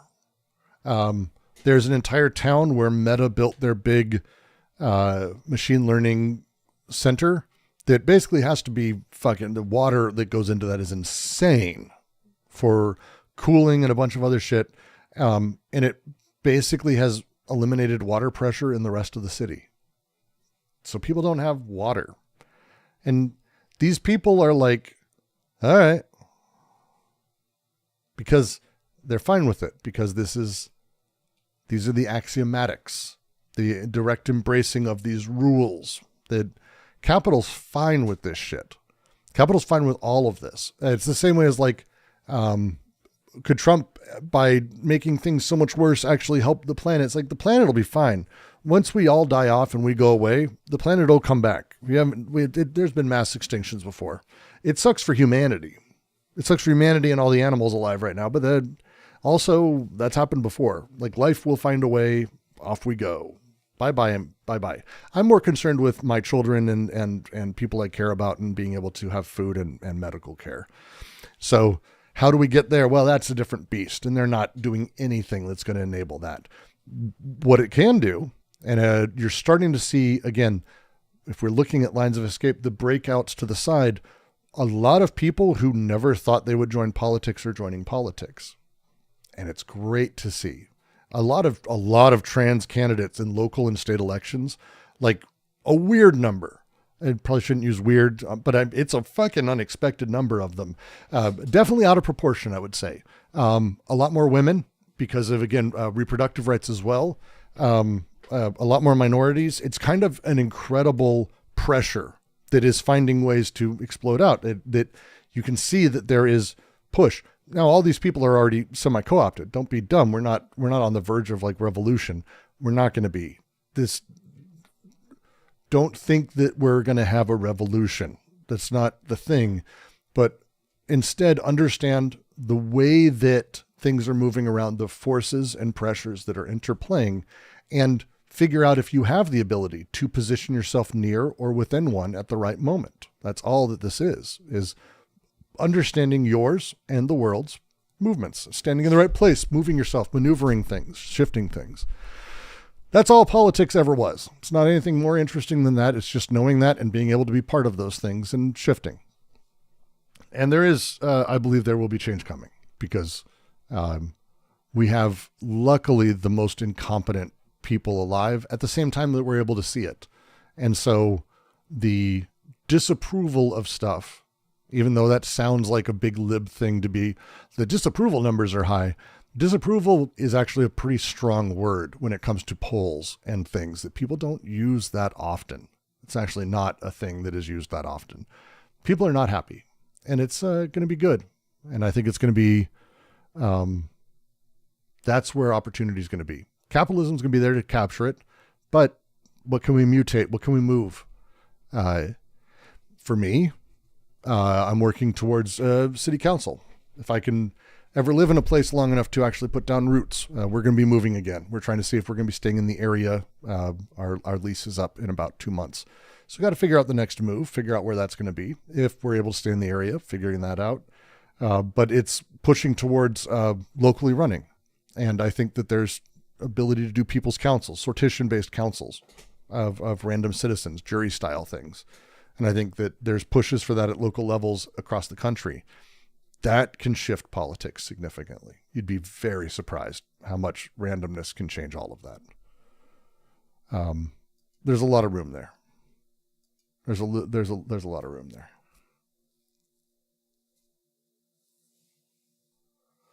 Did I delete theory and philosophy coverage? I've been trying to watch it recently. I can't find it. There's one I deleted because I wasn't happy with how negative I got, but I hid it. I didn't delete it. It just became unlisted. But then I relisted it. I don't think there's anything missing. And capitalism's here for a while. But again, capitalism is also a thing, but it's not like stable. It's a metastable system. There's a difference. We have a lot of archaisms from before. We have the state as it operates is not really something that is like baked into capital. That's more something that's like the king and the hangers on from taxes and previous systems. We have, and again, this is Deleuze and Guattari in the book. They go over this, the archaism of the sort of despotic style of meaning and how we believe meaning has a direct coded from on high, an over-coded meaning, that words come from God. That shit no one really believes anymore, but it's sticking around. There's a lot of archaisms and stuff that sort of are here. As those things become defeated, as parts shift, as things change, there's opportunity for new. There's opportunity for change. There's opportunity for a lot of things that's worth, again, don't be so depressed. It's like, no, your depression was produced by capital and you're still fulfilling the system as you go. But find new ways to insert or connect or to do things. The ability to destabilize a metastable system and force shifts is real. And it's a thing that is happening. And it's weird. 50 years ago, if you were to talk about the value of stocks, it's directly related to how much earnings a company has. Like it's directly to it. Tesla is completely disconnected from anything. It's wholly about this weird faith-based promise. It was the crypto before it was crypto. We promise we're going to figure out a use case for this thing and it's going to be great. Until then, just buy it and we promise it'll keep going up. It was crypto before crypto. So what do you do then next? Because if that changes in 50 years and just add other things to that, how we've shifted, how we understand social groups, how we've understood factories or work, what is production? What is meaning? Well, like all of this stuff has shifted in 50 years, let alone in 20, let alone what the internet, like all of this stuff is shifting and it's constantly. There's a metastability in what capitalism is, in that it's an axiomatizing system that's doing away with the old codes by replacing them with more eminent axiomatics that are immediately grasped and sort of dealt with. But is that a negative? Wonderful book. Let me see if I can post it into the Discord. We have all of these books in the Discord. But there is this one. Nomad Citizenship, Free Market Communism, and the Slow Motion General Strike. What it means for systems to change and what it means for the next thing, it isn't some grand thing like an acid communism. Like a Mark Fisher, we need a new ideology that is totally styled after the current one, but also totally random, whatever. No. What we need is to counteractualize and play with the systems as they are and understand more and more. Without Marx, we wouldn't have a concept, well, without Marx and a few others, we wouldn't have a concept of labor as we do and an understanding of the exploitative systems. Those understandings also improved capitalism. I don't mean improved by making life better for people. I mean, it allowed capitalism to take that in, strengthen, and do things. It's kind of incredible. But the system works that way all the time. Continue expanding, growing, building new, and forcing new. A lot of shit you could be doing. And there's a lot of ways that it might continue to change. Other systems, do we want to go back to monarchy? Do we want to go back to the state of nature of prehistorical brutality? I'm not sure about that. I'm not a big noble savage kind of guy. Who thinks that like that state of nature is like the beautiful thing. I think there's a lot of ways for us to play and shift things. So that would be my argument back. But we'll be going forward in that later this week. because I'm doing a live stream about how to philosophy, where we go over, this week is going to be Robert Frost's poem and breaking it down. And it's really fun to do. And I really love talking about it. If you haven't watched it, please go give it a watch. It's a blast. It took a lot of time to write. The next series is going to be starting to get into more deeper sort of concepts for us to be able to use, because that's kind of the idea is how to philosophy is how to make bricks that you can throw through windows or build a house. That's kind of the idea. So who knows? Who knows? But it'll be interesting. That I can promise. With that, I'm going to bounce out and I'm going to say thank you for joining me. As always, if you appreciate this, if you get anything out of it, please do head over to Patreon. Every dollar helps. It's just a little bit, but a cup of coffee from each one of the people who watch the stream today would literally be able to take care of my bills and everything, and health insurance and all that shit. So that'd be cool. That'd be cool. Cup of coffee a month from everyone who watched. That'd be cool. But beyond that, the bigger thing you can do is you can join the QC. Discord.gg/DGQC. It'd be really wonderful. We love having you here. We love having conversations, and we love having people ask questions. So please come do that. A lot of people here to help with all kinds of thinkers. We got a new Latour reading coming up in a couple weeks, which is insane. We have a ton of different readings on a ton of different thinkers. We have a varied shit from like, we were doing our empiricism and subjectivity reading, but we've got Spinoza. We've got a reading on Jesus Christ. One sec. Let me just go into the events and I'll just go through them. We have our Twilight of the Idols groups. We have one for the West and then one for the East. They happen at different times, which is fantastic. Lovely people hosting those. We have our Coldness and Cruelty readings, which is the Saker Masak book from Deleuze, which is, if you want to understand a really fascinating take on, I think, liberal capitalism. I think there's a lot to be said in that. We have our Spinoza readings on Saturdays, including our my Anti-Oedipus open house, and Ruyere picks back up again in June, along with Kierkegaard, which is crazy. Oh yeah, we also have Shakespeare's doing our Border Optics Surveillance Cultures reading, reading about borders, because that sounds simple. It fucking isn't. And there's a lot of really fantastic literary theory. So thanks for that, Shakespeare. I believe Shakespeare also streams when they do it. A lot of people do. Come check us out. We'd love to have you. We genuinely would. And with that, we've got a reading on Jesus Christ. I've debated on it. Don't get me fucking started, Estelle. Don't fuck with me on that. I've debated it. My thoughts on Giannis. I think Giannis is, nothing is a total waste. It can always be a bad example. And with that, thank all of you.